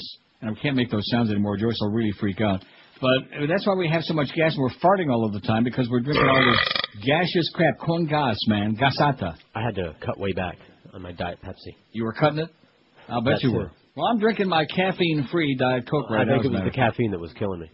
Oh, yeah. I only drink it all day long. I mean, really bad for you. That's why you were always sick and crawling around on the floor beside the bad drugs. That's why I was always going, I think. That'll do it. In fact, that'll create the irritable bowel. Remember you were telling me a couple of weeks ago you start with that irritable bowel. I'm telling you right now, man, grab a towel if you got that irritable bowel. God only knows where you're going to stick it. Rectum. Reevaluate. To plug up, as Gary Puckett would say, the old Union Gap. I'm incoherent today. I don't know what it is. There's just been so much happened the last 2 weeks. Most of which I haven't even talked about because, like I said, so much of it is so unacceptable and so embarrassing. And then the people like the ones that called me, like the setup, like Howard Stern's brother there, or whoever the hell I was on a week ago. Well, how come you signed with these people again? Well, you're right. It's not going to be any different, and they're not going to get any smarter, and they're certainly not going to treat people any better. But I'll take the money. I like my deal. I like doing whatever the hell I want. And don't give me advice, okay? The worst thing, like when I'm at the casino, you know what really bugs me? There's some of these guys. Oh, I know what you're talking about. Happens to everybody. Yeah, they're always giving advice. Oh, I cashed it out right now, you know. And, of course, I don't pay any attention to them. But they're giving advice. They're touting. And these are generally people that have lost every dime they ever had in their lives. Right, they've lost that's why their they're mortgage. watching They lost butting into your life. They're the experts, right, because they're afraid that somebody else might actually get lucky and hit something big. Right. If they were winners, they'd be busy hauling their money out in a suitcase. Right. But they just stand around watching other people playing, giving and touting, giving advice. There's nothing worse than a tout. Don't ever be a tout, okay? Trust me when I tell you, you little kids out there, don't ever be a tout. You meet a tout, throw them out. Oh, you better get away from that machine. Then, of course, the person walks away. Some other schmuck walks in, puts in $20 or $40, and hits $1,000 on the wheel within 60 seconds, you know. Don't be a tout. Can't handle it. So you people out there that wanted to tell me, oh, don't do this, and you'll go to Sirius and get Don Buchwald to be your agent. Blow it out your ass, okay? Not interested. I'm fumbling along in my own little inept way, doing fairly well for an old fart, and I'm pleased the way it is. Oh, you ought to be nationwide. To do what? What am I going to accomplish, huh? Change Especially the world. when we have these sensational callers we got. What? To change the world, of course. Yeah, to change the world on the radio. Oh, give me a break. Let me say it again. The worst people, the most dangerous people are the ones who take themselves a little bit too seriously. We're going to get Bush defeated. We're going to do this. We're going to change the medical profession. We're going to change the legal profession. Yeah, right. All the Mike Siegels out there. And not to mention that one also. You're listening to Neil Rogers exclusively on 560. This is Larry King, and they don't come any better than Neil Rogers. In 1611, the Bible was translated from Latin into the King James Bible. And now, well over 3 centuries later, Books on Tape presents the King James Brown Bible. James recites the book of Genesis. That'll be fun. The story of Moses and the burning bush. Hot pants. And the Tower of Babel. You know how to run funky. There's the New Testament, too. Lazarus, raised from the dead. Get up, get on up. James sings from the book of Matthew. Mark, Luke, and, of course, the book of James. All the most beloved Bible stories, as only James could tell them. The betrayal by Judas. Sit back. I want to kiss myself. And, of course, the resurrection. I'm back. No one knows more about Judgment Day than the Godfather of Souls. And so James also sings of the famous flames.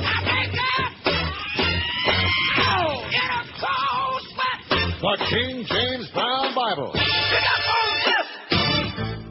My religion's better than your religion. My religion's better than yours. Oh! My beliefs are what's required to avoid a lake of fire. My religion's better than yours. My religion's better than your religion. My religion's better than yours. Why, my religion advocates bigotry and racial hate. My religion's better than yours. By the way, I don't see organized religion in our poll. Do you see it there, George? No, I haven't looked lately, though. Oh. I'm sure it's an oversight. My religion's better than your religion. My religion's better than yours. What we like about it best, I fondle boys and wear a dress. My religion's better than yours. It's on there as religion. My religion's better than your religion. My religion's much better than yours. We have no respect for women. Drive a cab to make a living. My religion's better than yours. My religion's better than your religion. My religion's much better than yours. Absolutely. Chupacabra, spooky ghosts. We slaughter pigs and dogs and goats. My religion's better than yours. My religion's better than your religion. My religion's better than yours. Yeah, we wear beanies and magic tales, it never ever fairy tales. My religion's better than yours. My religion's better than your religion. My religion's better than yours. We knock on doors to bother you like fuller brush, 'cause you are you. My religion's better than yours. My religion's better than your religion. My religion's better than yours. We wear ties and ride our bikes and get to marry lots of wives. My religion's better than yours. My religion's better than your religion. My religion's better than yours. We don't want to use our brains. We're mindless lemmings on parade. My religion's better than yours. I'm dying over here. Absolutely. 145 at 560 WQAM. 541 votes in the poll. What person, thing, business, or place can you least understand why it's popular? Its popularity of, for, etc. See, I guess religion is better because that includes even disorganized religion. Oh, no, I just had to change it. Anyway, George W. Bush, 158. There's nobody close to the Bushmeister. I think religion's going to move up eventually. I hope. Reality TV, 90. Dr. Phil, 64. NASCAR, 38. Dave Berry, 34. Hey, bye-bye, Dave. Don't let the door hit you in your little ass on the way out, you geek. He is the definitive geek, you know what? Yeah. No, seriously, if you were to I mean, there's Robert Grieper. I mean, there's people like that. He's a nebbish. But on the way out the door, I heard Dave Berry said... I was a geek. Yeah, that's what I heard him say on the way out. Oprah, 24. McDonald, 16. The NBA, 15. Paris Hilton, 10. Michael Jackson, 10. And Jay Leno, 10. Pro Wrestling, 8. See, I'm Grefson now, big time from that soda. Now we talked about it? Mm-hmm. Must be a guilt trip. Or maybe it was because I was talking about getting a half gallon of Nestle's turtle ice cream with those little pieces of turtle candy in it. Oh, God. That sounds so good. When I go to the supermarket, you know what I need to do? I need to get blinders. Right. Have someone go shopping for you. Yeah, that's a good idea. Jay Leno, 10. Pro Wrestling, 8. Paris, 8. That's Paris, France. Fake Boob, 7. Neil Simon, 7. Cut Your Music, 6. Oh, come on. Cut Your Music. Should have about 400. All them retardos, man, up there in Nashville. Walmart, 5. Sports Talk, 5. Religion's only got 4. Adam Sandler, 4. Quentin Tarantino, 4. David Letterman, 4. J-Lo, 3. Rascal House, 3. Donald Trump's got a pair. Jessica Simpson, Rush Limbaugh, 1 apiece. And Richie Simmons in South Carolina have got the big. Oh! Sorry about that, John, up there in South Carolina. You got the big. Oh! You're a big zero. Okay? Too bad. Speaking of zeros, Fox. Cynthia Tucker writes now on Fox Immoral Values. As we all know by now, Fox Television is the home of traditional family values, unimpeachable morality, and conservative politics. We know that because we've been told often enough by Fox's on-camera personalities, including accused sexual harasser Bill O'Reilly. And Fox's viewers, many of whom are moral values Bush voters, obviously agree. So perhaps there is some hidden emotional uplift in morality about the new unscripted Fox show, Who's Your Daddy, scheduled to debut today? But for the life of me, I can't figure out what it could be, says Cynthia. The premiere episode pits a woman who was adopted as an infant against 8 men, each of whom tries to convince her that he's the biological father she's never met. If she correctly picks her biological father from among the imposters, she wins $100,000. If she guesses incorrectly, the man who was able to deceive her gets the $100,000. It's a new low in the exploitation of sensitive and emotionally charged private matters for prurient viewing. But then Fox pioneered the fine art of matching the barest human emotions, greed, thirst for celebrity, the insatiable desire to view public humiliation, with the most supercharged of human desires, the longing for romance, the desire for beauty, the need for familial acceptance in so-called reality shows. Among other travesties, Fox gave American culture the appalling Who Wants to Marry a Multimillionaire, a miasma of greed and deception that made a mockery of marriage. Fox has also been socked with a record-setting federal government fine, $1.2 million for violating decency standards on a show called Married by America. Last season, Fox introduced an unscripted show about wife swapping. These shows, like so many others of their ilk, were lapped up by the red state voters who claim to despise such cultural degradation. Indeed, Rupert Murdoch's News Corp, which owns both Fox News and Fox Broadcasting Company, has created a stable of morally repugnant programming because viewers flock to it. Murdoch, an ultra-conservative who contributes heavily to GOP causes, worships money above all. An enduring paradox of our times is that the very people who enjoy watching trashy TV heap so much opprobrium on the machinery that gives it to them. Red State America hates Hollywood, according to its self-appointed leaders. After national elections in which moral values supposedly trumped other concerns, Karl Rove summed up the results. I think it's people who are concerned about the coarseness of our own culture, about what they see on their television sets and what they see in the movies. Yet red staters can't get enough of that coarseness. Take this season's breakaway hit, ABC's Desperate Housewives. One of the show's tawdry plot lines involves a 30-something married woman who's having an affair with her 17-year-old gardener. During November sweeps, the show had higher viewership in red state markets such as Atlanta, where the show is enormously popular, than the blue state markets of New York and Chicago. The Atlanta TV market comprises an overwhelmingly Republican stronghold of 54 counties stretching from Upson to Fannin counties. None of the nationally known spokesmen for so-called family values, men such as James Dobson of Focus on the Family or Ken Connor of the Family Research Council, have called for a boycott of Desperate Housewives, nor did they mount a protest against Fox's mercifully short-lived Playing It Straight, in which a young woman had to guess which men among her several dates were gay. And they haven't joined the outcry against Who's Your Daddy, which trivializes the complex emotions surrounding adoption and by extension undermines adoptive families. Apparently they see no evil. If viewers in the heartland are offended by the coastal media elites, they have a funny way of showing it. By tuning into entertainment that celebrates adultery, dysfunctional families, and naive adoptees broadcasting their most private affairs, they're making sure that moguls such as Murdoch laugh at them all the way to the bank. Well, that's good. Hypocrites, what we've always said. Yeah. Show me the money, baby. That's all he gives a flying crap about. Show him the money. You got Fox News to brainwash the idiotic masses out there to get his right-wing lackeys in there, the Nazis, and on the other hand, he's titillating America with crap on Fox Entertainment Channel. To which I would say, absolutely correct. Cynthia, how long is this last break? Couple of minutes?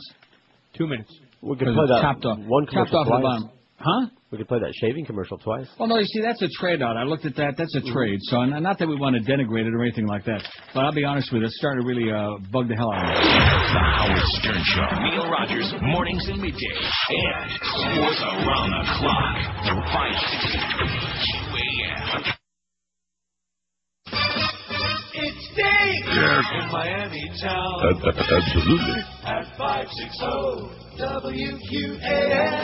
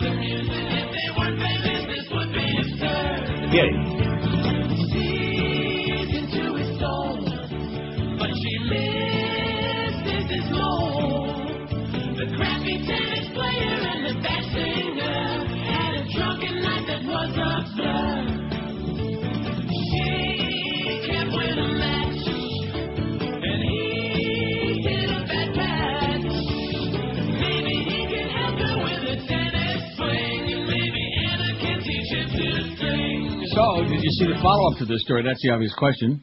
No, to what are you referring? The marriage between Anna. There was a follow-up? Cornaholia, and it didn't happen.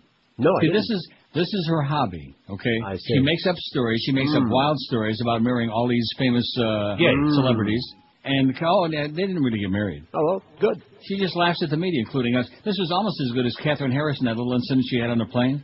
You remember the plane that that one? Yeah, same thing. What did I tell you? Huh. The idea of Enrique getting married to any female is so amusing to me. Well, guess who I got a Christmas card from? I give up. Enrique. Very good guess. How'd you guess that? I don't know. Psychic. Damn it. 2 years in a row, man. I'm on his list. Didn't come by, though, to give me a New Year's kiss or anything like that. Well, I was a little early. Yule log?